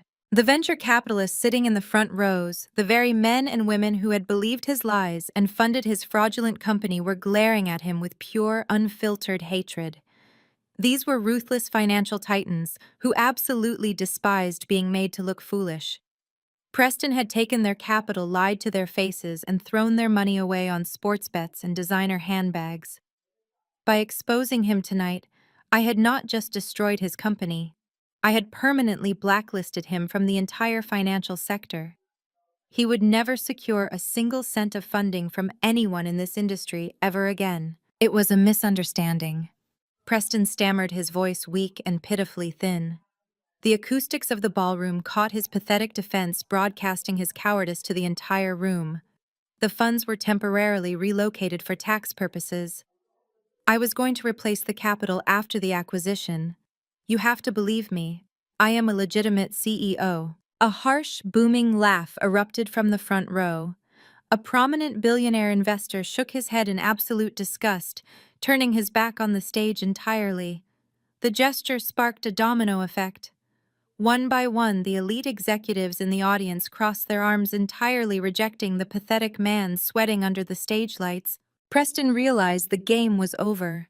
His knees buckled slightly, his perfectly tailored velvet suit suddenly looking wrinkled and absurd. He wiped his face with a trembling hand, smearing sweat across his forehead. His breathing was rapid and shallow, his chest heaving as the absolute certainty of federal prison began to crush his chest. I watched his total humiliation with a profound sense of closure. The man who had caused me so much pain, who had so callously discarded me for his own greed, was entirely broken. But my financial autopsy was not quite finished. Preston was the architect of my misery, but he had not acted alone. He had required an inside man, a willing accomplice who had gladly sold out his own blood for a taste of corporate power. I let the silence hang over the ruined CEO for a few more seconds, ensuring the audience fully absorbed the magnitude of his fraud. Then I slowly shifted my gaze away from the stage and looked directly down at the center dining table. My parents were staring at Preston in abject horror, but my eyes bypassed them completely. I locked my cold, unrelenting gaze onto the man sitting beside them. My attention turned entirely to my brother Mitchell. Mitchell was sinking so low into his dining chair he practically merged with the upholstery. His face was slick with a cold sweat, his eyes darting frantically around the ballroom as if searching for a hidden exit. He had watched the man he worshipped get completely dismantled in under 5 minutes, and now the blinding beam of the spotlight had caught him in its devastating glare. "And Mitchell," I said, letting his name ring out through the grand sound system. The sharp clarity of my voice made him flinch physically. "What about the Vice President of Human Resources position you begged for in the VIP lounge tonight?" A fresh wave of whispers swept through the crowd of executives. Mitchell gripped the edge of the silk tablecloth, his knuckles turning white. He shook his head in a pathetic attempt at denial, but he lacked the courage to actually speak the words. "You sat in the dark and groveled for a title in a company you knew nothing about." I continued, pacing slowly across the center of the stage. "But Preston was never going to give you an executive suite. He promised you a desk in the basement. Do you know why he treated you with such absolute contempt? Because Preston was paying you hush money. He was keeping you on a leash because you were the one who physically stole my hard drive 4 years ago. The ballroom erupted into a cacophony of shocked murmurs. Corporate espionage executed by a family member was a scandal that even these ruthless venture capitalists found distasteful. Mitchell finally found a miserable fraction of his voice. He stood up his chair, scraping loudly against the polished floor. "That is a lie," he shouted, his voice cracking under the pressure of 1,000 judging eyes. "You are crazy, Quinn. You lost that laptop yourself during one of your mental episodes. I never touched your things. Preston, tell them she is lying." He looked toward the stage, desperately pleading for his corrupt idol to save him. But Preston remained pinned against the stage wall by the security guards, completely unresponsive, his own life effectively over. I did not raise my voice to argue with a cornered rat. I simply tapped the screen of my secure tablet. The massive digital displays behind me instantly refreshed. The pie charts and offshore banking ledgers vanished, replaced by a series of highly classified financial documents. These were the internal payment authorizations from Preston's newly formed LLC, dated exactly 4 years ago, just days after I was forced out. I directed the audience's attention to the screens. If I lost the hardware myself, I asked smoothly, "Then why did Preston authorize a wire transfer of $200,000 to your personal bank account?" Just 48 hours later, the documents, projected in brilliant high definition, displayed the exact routing numbers, the date stamps, and the payment memos listed vaguely as consulting fees. But the most damning piece of evidence was highlighted in a glowing red box at the bottom of the screen. Mitchell let out a strangled gasp. He stared up at the massive display, his eyes locked on his own digital signature authorizing the receipt of the stolen funds. "You sold your sister's life work for $200,000, I announced, ensuring the entire financial sector understood exactly what kind of man Mitchell was. "You facilitated the theft of my intellectual property, and you have been accepting continuous hush money payments routed through those offshore shell companies ever since. Your signature is on every single illegal transfer. You are an active accomplice to federal wire fraud." Mitchell collapsed back into his chair as if his legs had been violently kicked out from under him. He buried his face in his trembling hands. The absolute certainty of a federal indictment was crashing down on his shoulders. He had traded his family for dirty money, and now he was going to lose his freedom. At that exact moment, the woman sitting beside him decided she had seen enough. Nia stood up from the dining table. Her movements were remarkably calm, carrying an elegant, regal grace that contrasted sharply with the chaotic panic radiating from my parents and my brother. The emerald silk of her tailored suit caught the ambient light of the ballroom as she turned to look down at the pathetic, sweating man she had married. Mitchell looked up at her through his fingers. His eyes were wide with desperate, pleading terror. "Naya, please," he whimpered, reaching a shaking hand toward her. "Tell them this is a mistake. You are an auditor. You can fix the numbers. Help me." Naya did not reach back. She looked at him with an expression of pure, unadulterated disdain. She did not yell, nor did she make a scene. She simply reached for her left hand and gracefully slid the heavy diamond wedding ring off her finger. Mitchell watched her in mounting horror. "No, Nia, do not do this." Nia held the diamond ring over his half-full crystal glass of expensive champagne. She let go. The heavy piece of jewelry dropped into the glass with a sharp, distinct clink, sinking straight to the bottom and resting among the rising bubbles. "My lawyer filed the divorce papers at 9 o'clock this morning." Mitchell, Nia stated, her voice steady, cold, and carrying just enough volume to be heard by the surrounding tables. "I have already provided my own audit of your personal finances to the authorities. Have fun in federal prison." She picked up her designer clutch purse, turned her back on him completely, and began walking toward the main exit of the ballroom.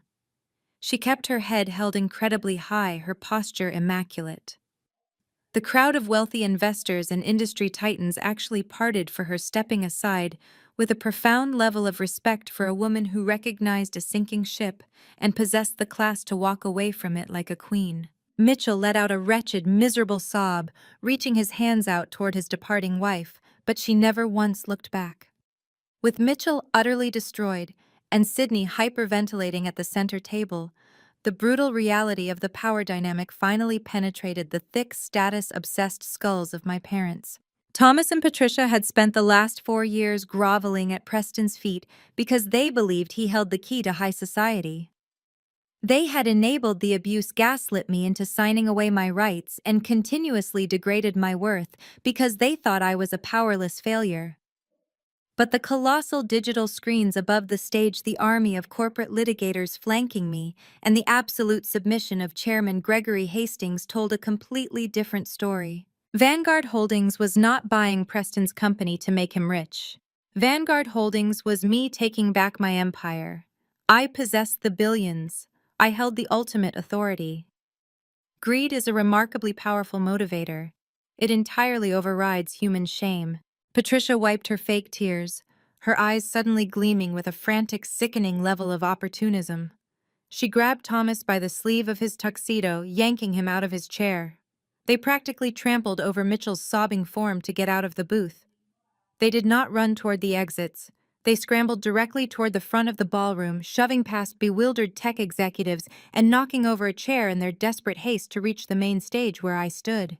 The manic scramble of Thomas and Patricia across the ballroom floor was a grotesque display of unbridled greed. They pushed past a group of stunned venture capitalists, completely abandoning any remaining pretense of high society decorum. Thomas knocked over a silver champagne bucket in his blind haste, the ice spilling across the imported rugs. Patricia nearly tripped over the hem of her expensive evening gown, her arms outstretched as she sprinted toward the glowing platform where I stood. The wall of 12 corporate litigators at the base of the stage immediately closed ranks. The lead attorney took a decisive step forward, blocking my parents from accessing the stairs. She raised a hand ready to signal the Vanguard Holdings security detail to intercept the chaotic couple. I raised 2 fingers into the harsh glare of the spotlight. The lead attorney saw my gesture and instantly halted, commanding her team to hold the line, but allow my parents to approach the absolute perimeter of the stage. I wanted the entire financial elite gathered in this room to witness the absolute lack of morality that defined my bloodline. Patricia reached the barricade of lawyers, her chest heaving as she gripped the edge of the stage platform. She looked up at me, and the transformation on her face was genuinely sickening to behold. The woman who less than an hour ago had sneered at my unbranded suit and prayed for security to throw me onto the street was now weeping. They were massive theatrical tears completely devoid of actual sorrow, generated entirely by the magnetic pull of my newly revealed net worth. "Quinn, my darling," Patricia cried out, her voice echoing shrilly in the vast ballroom. "Oh, my beautiful, brilliant daughter. We always knew you were a genius. We always knew you were destined to conquer this industry." I looked down at the woman who gave birth to me. My expression did not shift. I did not blink. I felt a cold, clinical wave of revulsion wash over my skin. The sheer audacity of her performance was staggering. Patricia clamped her hands together in a gesture of pathetic prayer.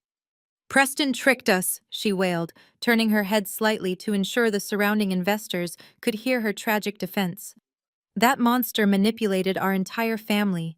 He poisoned our minds against our own flesh and blood. He forced us to sign those separation agreements 4 years ago. We are your family, Quinn. We need to stick together and fire these thieves. We will help you purge this company of his toxic influence."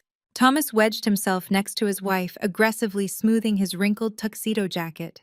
He cleared his throat, attempting to project the authoritative, patriarchal energy he had used to crush my self-esteem for 3 decades. He puffed out his chest and offered me a wide, sickeningly proud smile. "Your mother is absolutely right, sweetheart," Thomas boomed, projecting his voice toward the silent crowd. "We knew you were playing the long game all along. You inherited my mind for corporate strategy. Vanguard Holdings is an incredible achievement, Quinn. But managing an acquisition of this scale requires seasoned leadership. You need people you can trust in the executive suite. Let your old man step in and help you manage this transition. Blood is thicker than water, my girl." I stared down at them. My own parents. They had watched Preston steal my proprietary machine learning models. They had watched him replace me with Sydney. They had actively participated in my psychological destruction, forcing me to surrender my founder equity just so Thomas could secure a meaningless title on a fraudulent board of directors. They had just thrown their own son Mitchell to the federal authorities without a second thought. And now, standing in the ruins of Preston's criminal empire, they genuinely believed they could pivot their allegiance and claim a piece of my multi-billion-dollar enterprise. They possessed no shame. They possessed no soul. Their love was a purely transactional currency, only deployed when the return on investment was guaranteed. I did not yell. I did not raise my voice in anger or betrayal. Screaming would imply that they still possessed the power to hurt me emotionally. I was far beyond the reach of their toxicity. I was operating with the cold, absolute precision of an apex predator closing its jaws. I placed my hands flat on the edges of the clear acrylic podium. I leaned into the microphone. "You are offering to help me manage my transition, Thomas," I stated, my voice echoing through the silent, captivated ballroom. "You want to offer your seasoned leadership to Vanguard Holdings because blood is thicker than water." "Yes, exactly," Thomas replied eagerly, his eyes lighting up with the delusion of a guaranteed executive salary. "We are a family, Quinn. We protect our own assets." I offered him a slow, terrifying smile. It was a smile completely devoid of warmth, sharper than a scalpel. I reached down and tapped the screen of my secure tablet. The massive digital displays behind me flashed. The criminal audit logs and offshore wire transfers detailing Preston and Mitchell's federal fraud vanished. A new, highly classified legal document populated the high-definition screens. It was a complex financial instrument heavily stamped with the official seals of a major international banking institution. The document featured deeply redacted account numbers, but the bold, unmistakable signatures at the bottom of the contract were projected in massive font for the entire room to verify. A collective murmur of shock rippled through the front rows of the audience as the elite venture capitalists processed the horrifying nature of the financial contract displayed above my head. I looked down at the man who had traded his daughter's future for proximity to wealth. "Since we are talking about families sticking together, Dad," I said, letting my voice drop to a deadly absolute calm, "let us talk about your house." The document glowing on the massive digital screens behind me was a masterpiece of absolute unbridled financial desperation. I watched my father look up at the high-definition projection, his eyes tracing the heavily redacted lines of the contract. The color rapidly drained from his face, leaving his skin a sickly, translucent shade of gray. Beside him, Patricia let out a sharp gasp, her perfectly manicured hands flying to cover her mouth as she recognized her own sprawling cursive signature at the bottom of the page. "You spent my entire childhood treating our family estate like it was a royal palace," I stated, my voice projecting across the dead silent ballroom. "You used that house as a weapon. You constantly reminded me that living under your roof was a privilege that could be revoked the second I failed to meet your impossible standards. You hosted extravagant dinner parties to show off your wealth to your country club friends, desperate to maintain the illusion of generational prosperity." I stepped away from the acrylic podium, walking to the very edge of the stage so I could look directly down into my father's terrified eyes. "But true wealth does not panic, Thomas," I said softly, the microphone catching every razor-sharp syllable. "True wealth does not get greedy. 30 days ago, Preston informed you that a massive anonymous conglomerate called Vanguard Holdings was preparing a $50 million buyout of his company. He pitched you a once-in-a-lifetime opportunity to participate in a secret friends and family funding round right before the acquisition went public. He promised you a tenfold return on your investment." A heavy, judging murmur swept through the front rows of the audience. The elite venture capitalists and hedge fund managers sitting at the VIP tables looked at my parents with profound clinical disgust. In the corporate world, skipping standard due diligence to chase a phantom payout was the ultimate mark of an amateur. My parents had broken every rule of basic finance out of sheer blinding avarice. "You did not have the liquid capital to buy into Preston's fraudulent scheme." I continued, pacing slowly along the barricade of my corporate litigators. "So you bypassed standard banking advisors. You went to a predatory private lending firm. You secretly took out a massive high-interest second mortgage on the family estate. You leveraged the very roof over your heads to secure $2 million in cash. Patricia shook her head wildly, her elaborate updo unraveling as she desperately tried to deny the public exposure of their financial ruin. It was a bridge loan, she cried out, her voice cracking under the weight of her panic. It was a perfectly safe short-term investment strategy. Preston guaranteed the return. We were securing the family legacy. You were feeding a degenerate gambler? I corrected her immediately, my tone offering zero comfort. You wired $2 million directly into Preston's offshore accounts. You did not secure a family legacy, Patricia. You bought a worthless piece of paper from a man who was using your mortgage money to pay off his illegal betting syndicate. Preston, still pinned against the stage wall by my security team, let out a pathetic whimpering sound. He could not even look my parents in the eye. He simply stared at his expensive Italian leather shoes entirely broken. Thomas stepped in front of his wife, throwing his shoulders back in a desperate flailing attempt to reclaim his patriarchal authority. He aggressively adjusted his tuxedo jacket, trying to project the confidence of a seasoned businessman. His brain was working overtime, clinging to the only life raft he could see in this ocean of disaster. "You are being dramatic, Quinn," Thomas declared, his voice shaking despite his best efforts to sound commanding. "You are trying to scare us, but the math does not lie. The acquisition is happening tonight. You just admitted to everyone in this room that you are the founder of Vanguard Holdings. You are the one executing the buyout." Thomas forced a tight, arrogant smile onto his face, looking around at the audience, as if he had just outsmarted me in front of the entire industry. He pointed a trembling finger up at the stage. "You can try to humiliate us all you want, but we hold preferred equity in this company now." Thomas insisted, his voice growing louder, fueled by a sudden surge of delusional hope. "When Vanguard officially acquires Preston's assets, all preferred shareholders get paid out first. That is basic corporate law. We injected $2 million into the final funding round.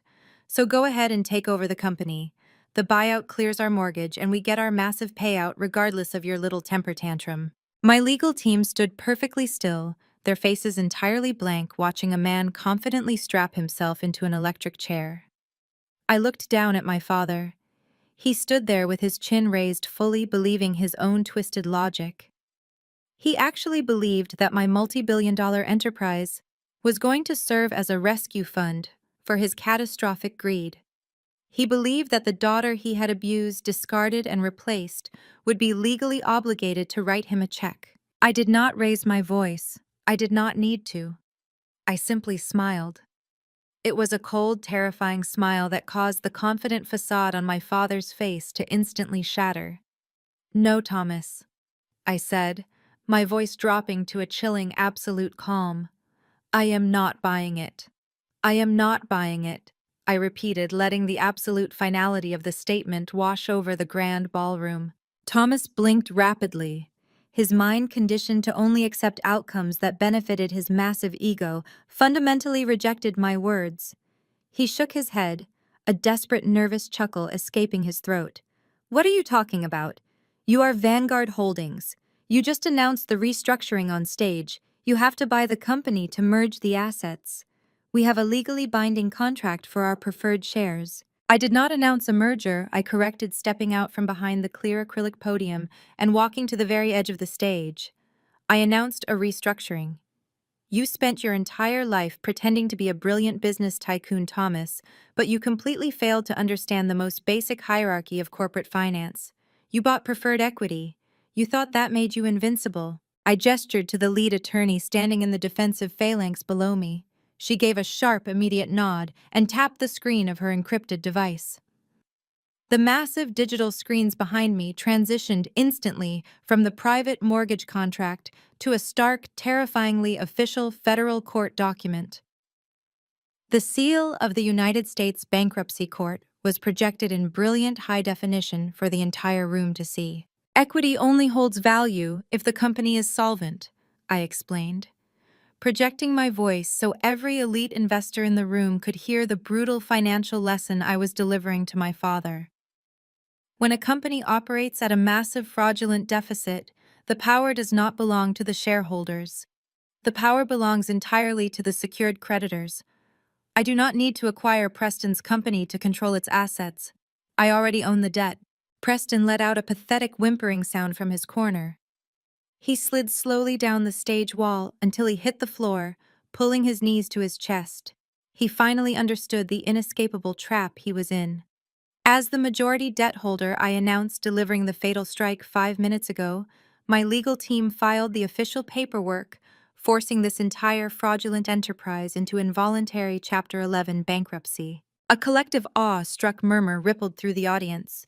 The sheer ruthlessness of the maneuver was undeniable. I had not just blocked Preston's payout, I had legally vaporized his entire corporate existence with a single filing. The venture capitalists in the front rows nodded in grim approval, recognizing a flawless, bloodless corporate execution. In a bankruptcy liquidation, I continued staring directly into my father's horrified eyes. Secured debt is prioritized above all else. The company's remaining liquidated assets will barely cover a fraction of the millions Preston owes my firm. By the time the federal courts settle the secured liabilities, there will be absolutely nothing left to distribute to the shareholders. Thomas stumbled backward, as if he had been physically struck in the jaw by an invisible force. He bumped into a dining chair, gripping the wooden backrest to keep himself from collapsing. "Your preferred shares are strictly subordinated to my secured debt," I stated, twisting the knife with clinical mathematical precision. "Your equity is completely wiped out. It is worth zero. Your $2 million is gone." The mathematical reality finally breached Patricia's status-obsessed brain. The illusion of her impending wealth, her country club dominance, and her perfect suburban life shattered completely. She let out a blood-curdling shriek that tore through the sophisticated silence of the Waldorf Astoria ballroom. It was not a simple cry of sadness. It was the primal, agonizing wail of a woman watching her absolute worst nightmare materialize in real time. Patricia collapsed to the polished marble floor. Her expensive evening gown pooled around her as she fell heavily to her knees. She grabbed her perfectly styled hair, sobbing hysterically, completely disregarding the hundreds of wealthy executives watching her spectacular public humiliation. Not a single person in the crowd stepped forward to help her up. The investors merely looked down at her, with cold, unsympathetic detachment, stepping back to avoid getting her tears on their imported leather shoes. Thomas did not reach down to comfort his wife. He grabbed his own chest, his fingers curling tightly into the starched fabric of his tuxedo shirt. He gasped for air, his face turning a dangerous, mottled shade of crimson as sheer panic seized his lungs. "You cannot do this." Thomas wheezed, his voice entirely stripped of all its former patriarchal arrogance. "We are your parents. You cannot leave us with this massive debt. The mortgage, the private lenders, they will take everything we have. We will be ruined. You made a high-risk, unauthorized investment using your primary residence as collateral," I replied, standing tall on the stage, completely untouched by their despair. "You bypassed standard banking regulations to fund a criminal entirely out of your own unhinged greed. You bet your house against my intelligence, Thomas. And you lost." I looked down at the two people who had emotionally tortured me for decades. These were the people who had willingly thrown me to the wolves to secure their own comfort, who had gaslit me into surrendering my life's work, and who had smiled while I was pushed out into the cold. Actions have natural consequences. I delivered my final verdict, my voice ringing with absolute unbreakable authority. "The bank forecloses on your house on Monday." Patricia wailed even louder, slamming her fists helplessly against the marble floor. Mitchell sat frozen at the dining table, utterly destroyed, unable to even look at his weeping parents. Sydney was hyperventilating loudly, clutching her diamond ring, as if holding onto a life preserver on a sinking ship. Preston remained a crumpled, defeated mess against the stage wall. The destruction of their toxic parasitic ecosystem was absolute and irreversible. Then a new sound pierced the heavy, suffocating atmosphere of the grand ballroom.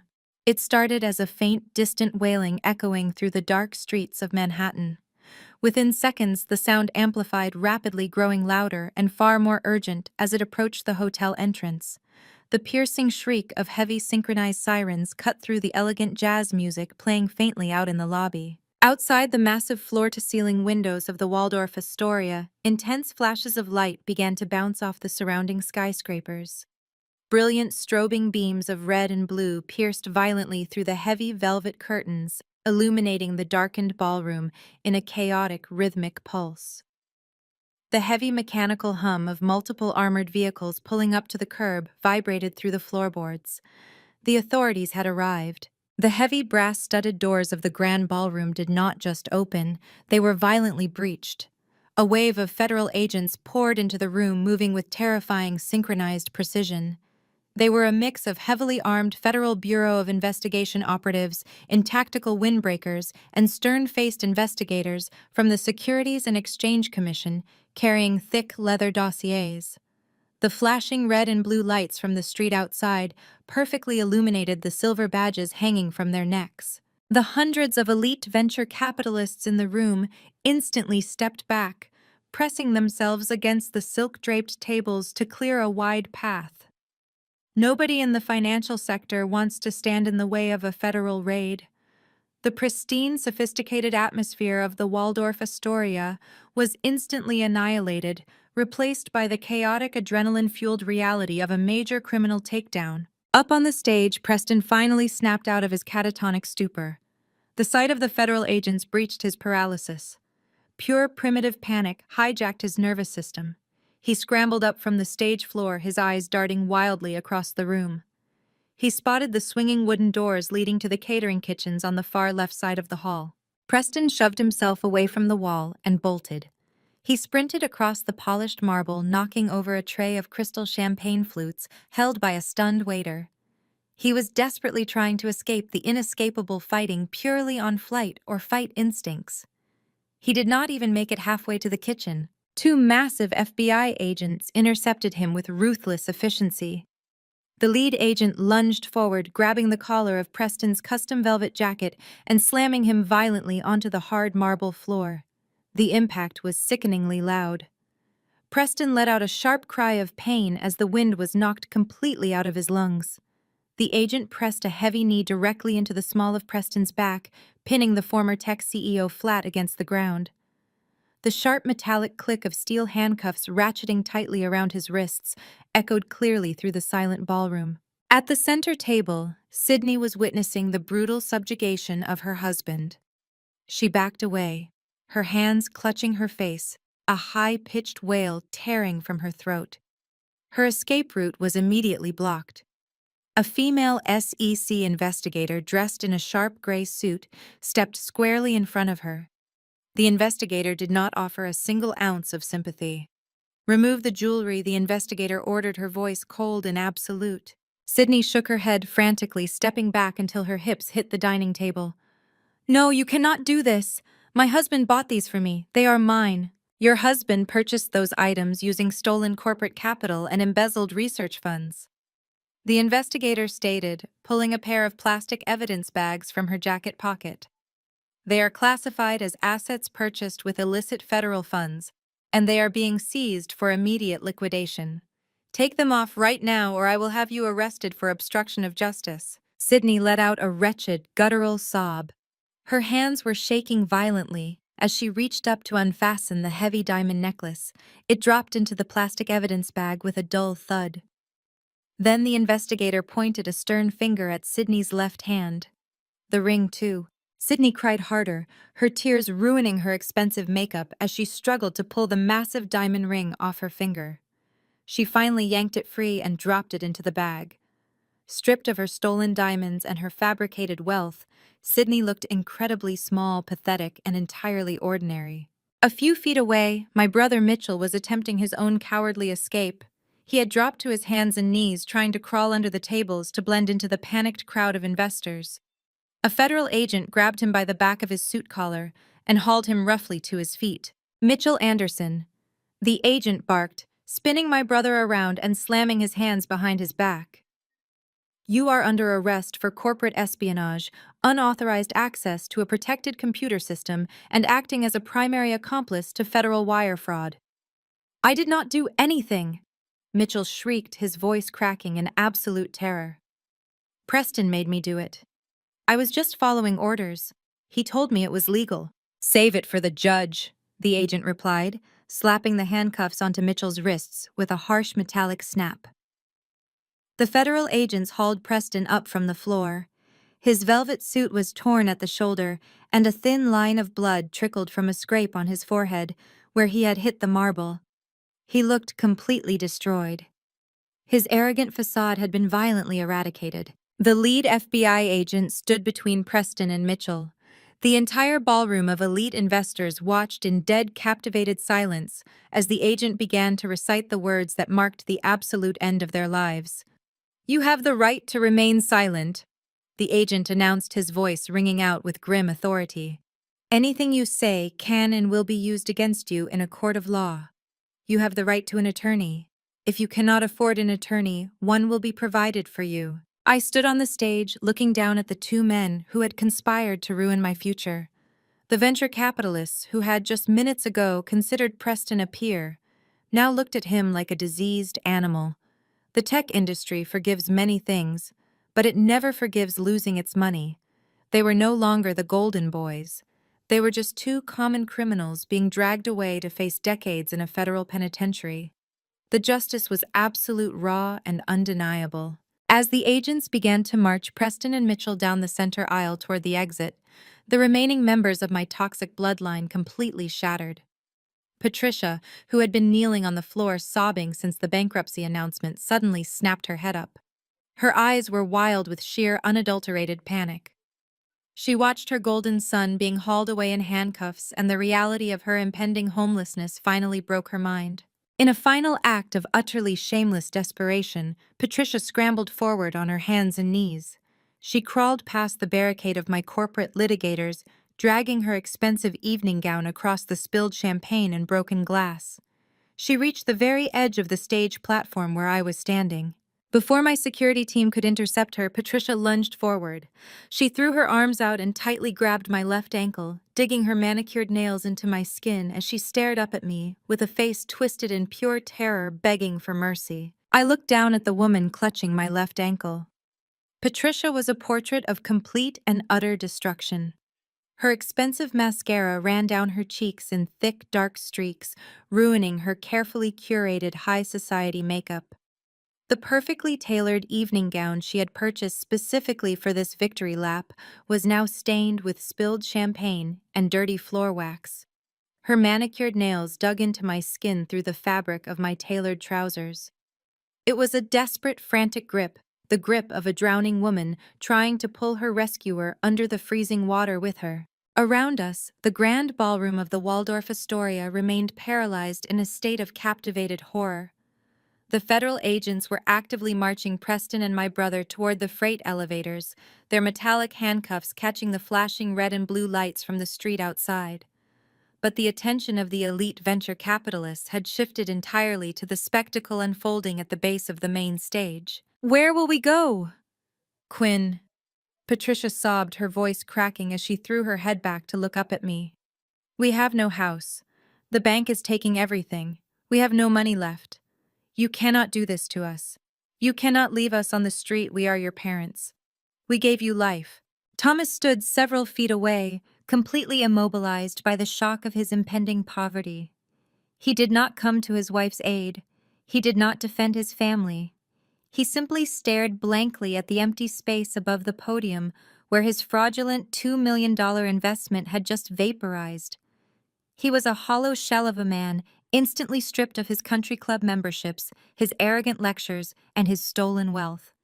He lacked even the basic courage to beg. The lead corporate attorney stepped forward, reaching out to physically remove Patricia from my leg. I raised my right hand silently, commanding the legal team to hold their position. I did not need physical force to deal with my mother. I did not need security to drag her away. Her own actions were going to be the absolute instrument of her destruction. I calmly reached into the interior pocket of my charcoal suit. I retrieved my phone, unlocking the screen with a steady, unbothered thumb. I opened the messaging application and slowly scrolled to the family group chat. This was the exact same group chat they had used for 4 years to mock my struggles, belittle my career, and celebrate their stolen prosperity. I scrolled past the dozens of messages where they had plotted to secure their wealth, while hoping I would remain broken and discarded. I scrolled right to the messages Preston had sent from the VIP lounge just 2 hours ago. The messages my parents had so eagerly validated with their digital approval while I sat in the dark mezzanine. Patricia continued to wail, her tears pooling on the polished marble floor. "We are your blood, Quinn. You have to save us. You have a multi-billion-dollar company. $2 million is nothing to you. Please just pay off the mortgage. We will do anything. We will be a real family again." I leaned down, bringing the microphone on the clear acrylic podium closer to my face. The entire ballroom held its collective breath. Hundreds of elite executives, federal agents, and hotel staff watched in absolute suffocating silence. I looked at the glowing screen of my phone, and then I looked directly into Patricia's weeping eyes. "You want to know where you will go, Patricia?" I asked, my voice projecting across the grand hall with crystalline, terrifying clarity. "You are asking me for logistical support after trying to steal my inheritance, after enabling the theft of my intellectual property, and after watching a fraudster steal my company." Patricia nodded frantically, fresh tears spilling over her cheeks as she clung to the fabric of my suit. "Yes, please, Quinn. Tell us what to do. Let me offer you the exact same level of familial support and compassion that you offered me tonight," I stated, my tone devoid of a single ounce of warmth. I looked down at the screen and read their own words back to them, my voice echoing perfectly through the massive speakers. "Why did you not plan better? Try Uber." The absolute finality of the statement hit Patricia like a physical blow to the chest. She let out a wretched, suffocating gasp. The desperate hope completely vanished from her eyes, replaced by the crushing, undeniable reality of her situation. Her hands lost their strength. Her fingers uncurled from my ankles, sliding uselessly down my shoe to rest on the cold marble floor. The realization was absolute. There would be no mercy. There would be no financial bailout. They had mocked my supposed homelessness, and now they were genuinely facing the absolute reality of the streets. Their greed had orchestrated their own demise, and I was simply refusing to catch them as they fell. I did not offer another word. I did not look back at Thomas. I simply stepped cleanly and deliberately over Patricia's grasping hands.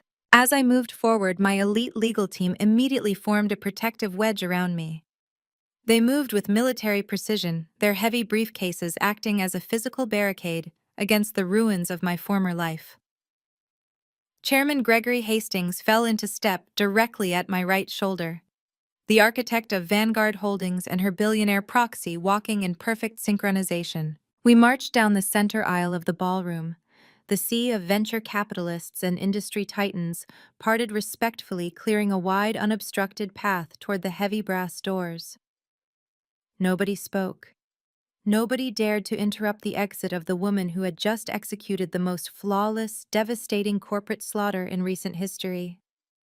The men and women in that room were taking mental notes. They knew exactly who held the real power in the tech industry now. As we reached the grand exit, I did not look over my shoulder. I left the toxic remnants of my bloodline exactly where they belonged, crying on the floor, surrounded by federal agents, broken glass, and the ashes of their own monumental greed. I pushed through the heavy doors and walked out into the cool, crisp air of the Manhattan night, leaving the chaos behind me.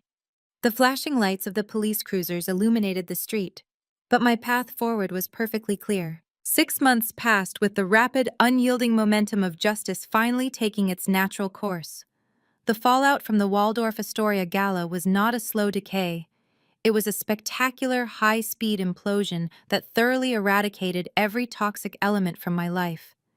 In the corporate world, memory is notoriously short when it comes to failure, and the financial sector enthusiastically moved on without them. The federal indictments were handed down less than a week after the ballroom raid.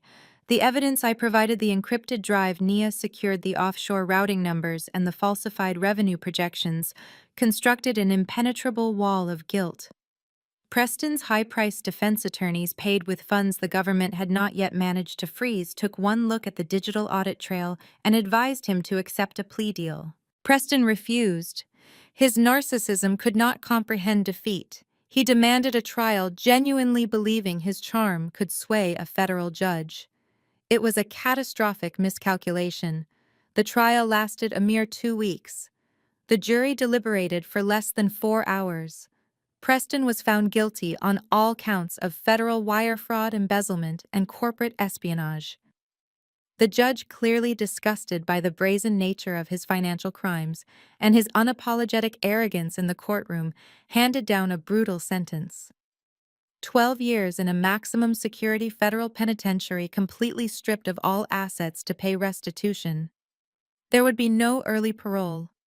His golden boy persona was traded for an orange jumpsuit and a cinderblock cell. Mitchell's descent was equally absolute, but lacking even the pathetic bravado Preston displayed. He broke almost immediately under federal interrogation. He wept during his deposition, blaming everyone but himself, claiming he was manipulated by Preston and pressured by our parents. The prosecutors did not care about his excuses. They only cared about his signature on the offshore wire transfers. Mitchell accepted a plea deal to avoid a harsher sentence, receiving 5 years in federal prison for his role as an active accomplice. He walked out of the courtroom in handcuffs, a broken man who had sold his sister for a promotion that never existed. The consequences for the rest of my bloodline did not involve prison, but they were perhaps even more devastating to their fragile, status-obsessed egos. The bank foreclosure on the family estate was executed with merciless efficiency on that promised Monday morning. Thomas and Patricia were forced to vacate the sprawling suburban mansion they had used as a weapon of superiority for decades. They lost the manicured lawns, the grand dining room, and the prestigious zip code. Their descent into poverty was swift and absolute.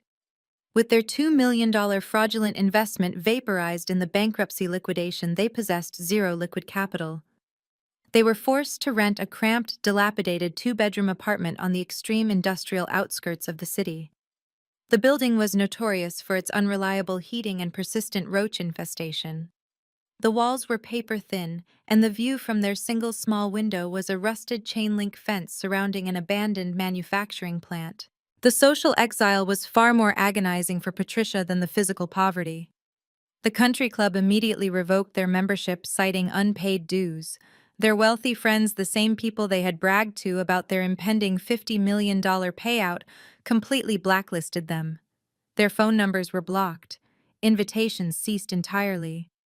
When Patricia attempted to attend a local charity luncheon, she was quietly but firmly asked to leave by the event organizers, who wanted no association with a family embroiled in a massive federal fraud scandal. They were utterly isolated, trapped in a tiny, miserable apartment with nothing to do but stare at each other and contemplate the catastrophic reality of their own greed. Sydney's reality check was a brutal collision with the working class. The federal authorities seized everything. The luxury cars, the designer wardrobes, the offshore accounts, and the massive diamond ring were all liquidated to pay the defrauded investors. Sydney was left entirely bankrupt. The woman who had sneered at my unbranded suit, who had mocked my work ethic, and who had gleefully participated in stealing my company, was now forced to survive on minimum wage. I received reports from former industry contacts that Sydney was currently working at a fast fashion retail store in a dying suburban mall. She spent her days folding cheap sweaters and dealing with angry customers, her manicured hands ruined by cardboard boxes and harsh cleaning chemicals. Her high society friends had abandoned her the second the FBI marched into the ballroom. She had hitched her wagon to a thief, and when the ship sank, she went down with the anchor. There was no guilt. There was no lingering sadness. I watched the natural consequences unfold with absolute clinical detachment. They had dug their own graves with enthusiastic greed, and I simply refused to throw them a rope. Meanwhile, Vanguard Holdings thrived. The bankruptcy liquidation allowed me to reacquire the core patents and the proprietary machine learning algorithms at a fraction of their original value.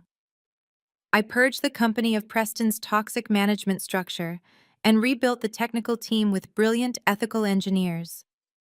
The platform expanded rapidly, securing legitimate contracts with major international logistics firms.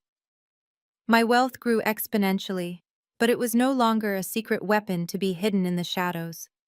It was a tool I wielded openly, reshaping the industry on my terms. I did not spend my time gloating. I did not follow my family's miserable existence. I focused entirely on the future. I had spent 4 years silently sharpening the blade, and now that the execution was complete, I was completely free to build an empire that no one could ever steal again. As winter turned to spring, the final remnants of my past dissolved entirely, leaving behind a clean, pristine foundation. The toxic tumor had been fully excised. I stood perfectly still before the massive floor-to-ceiling windows of my penthouse office in Manhattan. The morning sun crested over the concrete and glass canyons of the financial district, casting long, sharp shadows across the bustling streets far below. From this altitude, the city looked like a perfectly calibrated machine. The yellow cabs were just tiny streaks of color, and the millions of people rushing to their corporate jobs were entirely silent. Up here on the 90th floor, the air was pristine. The environment was meticulously controlled. There was no chaos, no manipulation, and absolutely no room for incompetence. I took a slow sip of my black espresso from a porcelain cup. The rich, bitter taste grounded me in the present moment. Vanguard Holdings had relocated its primary headquarters to this architectural masterpiece, right in the beating heart of the global financial sector. I had designed this office to reflect the exact nature of my business. The walls were constructed of soundproof reinforced glass. The furniture was sleek, modern, and uncompromising. There were no family portraits cluttering my massive mahogany desk. My space was dedicated entirely to vision strategy and ruthless execution. The heavy frosted glass door of my office swung open with a soft hydraulic hiss. I did not need to turn around to know who had just walked in. Only one person in the entire organization possessed the security clearance to enter my private sanctuary unannounced. "Good morning, Quinn," a sharp, confident voice called out. I turned away from the sprawling skyline and smiled. Nia walked across the imported rug carrying two thick leather dossiers. At 34 years old, she was a breathtaking force of nature. She wore a stunning, custom-tailored plum suit that perfectly complemented her dark, flawless skin. Her posture was immaculate. The tense, exhausted demeanor she used to carry while chained to my miserable brother was completely gone. In its place was the radiant, undeniable aura of an apex corporate leader. Nia was no longer just an auditor escaping a toxic marriage. She was the chief operating officer of Vanguard Holdings. I had appointed her to the position the very morning after the ballroom slaughter, knowing with absolute certainty that there was no one else on this earth I trusted more to manage the daily operations of my empire. She possessed a brilliant surgical mind for finance, and her loyalty had been forged in the absolute darkest of trenches. "Good morning, Madam COO," I replied, walking over to join her at the polished marble conference table, occupying the center of the room. "You are in early today." Nia set the dossiers down and gracefully took a seat. "Global markets do not wait for standard business hours," she said, her eyes gleaming with genuine excitement for the work. "I have the final audit reports for the European logistics acquisition. The compliance checks are flawless. Every single asset is accounted for, and the revenue projections are firmly rooted in actual verified data." I took the seat across from her, opening the first dossier. We spent the next hour doing what we did best. We reviewed real, honest business.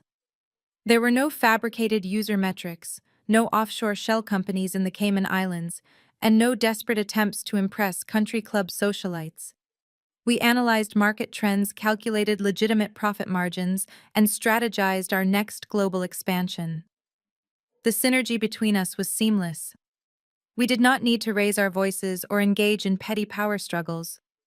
We simply operated with a foundation of total, uncompromising mutual respect. As we finalized the terms of the acquisition, Nia closed her folder and leaned back in her chair. She picked up her own cup of coffee, letting out a quiet, contented sigh. "It is still almost hard to believe," Nia said softly, looking around the immaculate penthouse suite. The sheer scale of what we are running here. Sometimes I think back to that dark corner of the VIP lounge at the hotel. It feels like an entire lifetime ago. I closed my dossier and folded my hands on the cool marble. It was a different lifetime, Nia. We were entirely different people back then. We were women who were told to shrink ourselves to make weak men feel powerful. Nia offered a slow, knowing nod. Her dark eyes reflected a profound shared understanding. I wasted 4 years trying to find logic in a family that operated purely on delusion and greed, she said. I kept waiting for Mitchell or your parents to show a single ounce of decency. I thought if I was just patient enough, they would eventually do the right thing. They were never going to do the right thing, I replied evenly. Because doing the right thing requires a moral compass they simply do not possess. They viewed loyalty as a transaction. They viewed love as a liability. I looked at the woman sitting across from me. Nia shared absolutely zero biological connection to me. We were bound by nothing more than the legal paperwork of her dissolved marriage to my criminal brother. By all societal conventions, our relationship should have ended the moment she dropped her diamond ring into that champagne glass. But society constantly misunderstands the true definition of family. My blood relatives had watched a thief steal my life's work and happily cheered him on for a taste of the profits. They had gaslit me, degraded me, and attempted to push me out into the cold so they could claim my inheritance. Blood had given me nothing but 30 years of psychological warfare and ultimate betrayal. Nia, on the other hand, had risked her own safety to hand me the encrypted drive that destroyed my enemies. She had stood shoulder to shoulder with me in the shadows when the entire world thought I was a failure. She had chosen to protect me when my own parents had chosen to sell me out. Blood does not make a family. I stated, my voice steady and rich with absolute certainty. Blood is just a random biological accident. It is a roll of the genetic dice.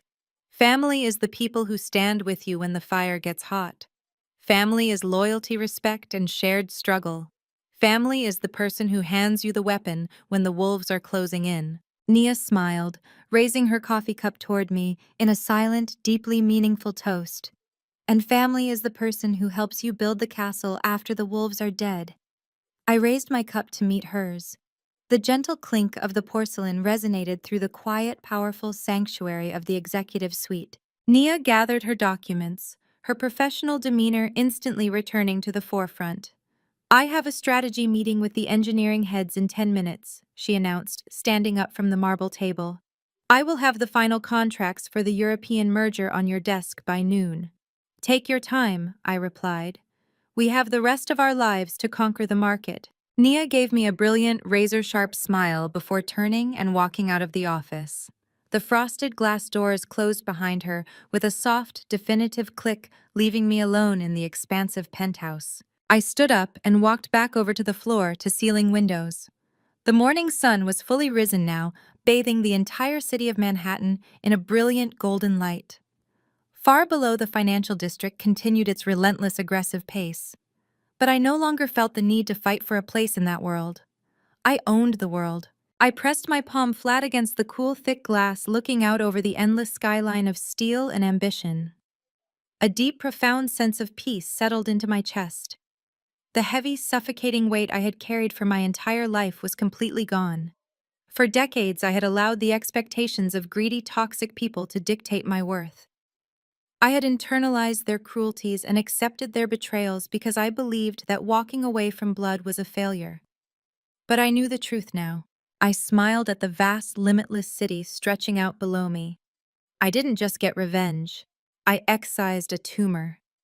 I cut out the rotting parasitic infection that had been slowly killing me, and I emerged stronger, sharper, and infinitely more powerful. I am finally completely free.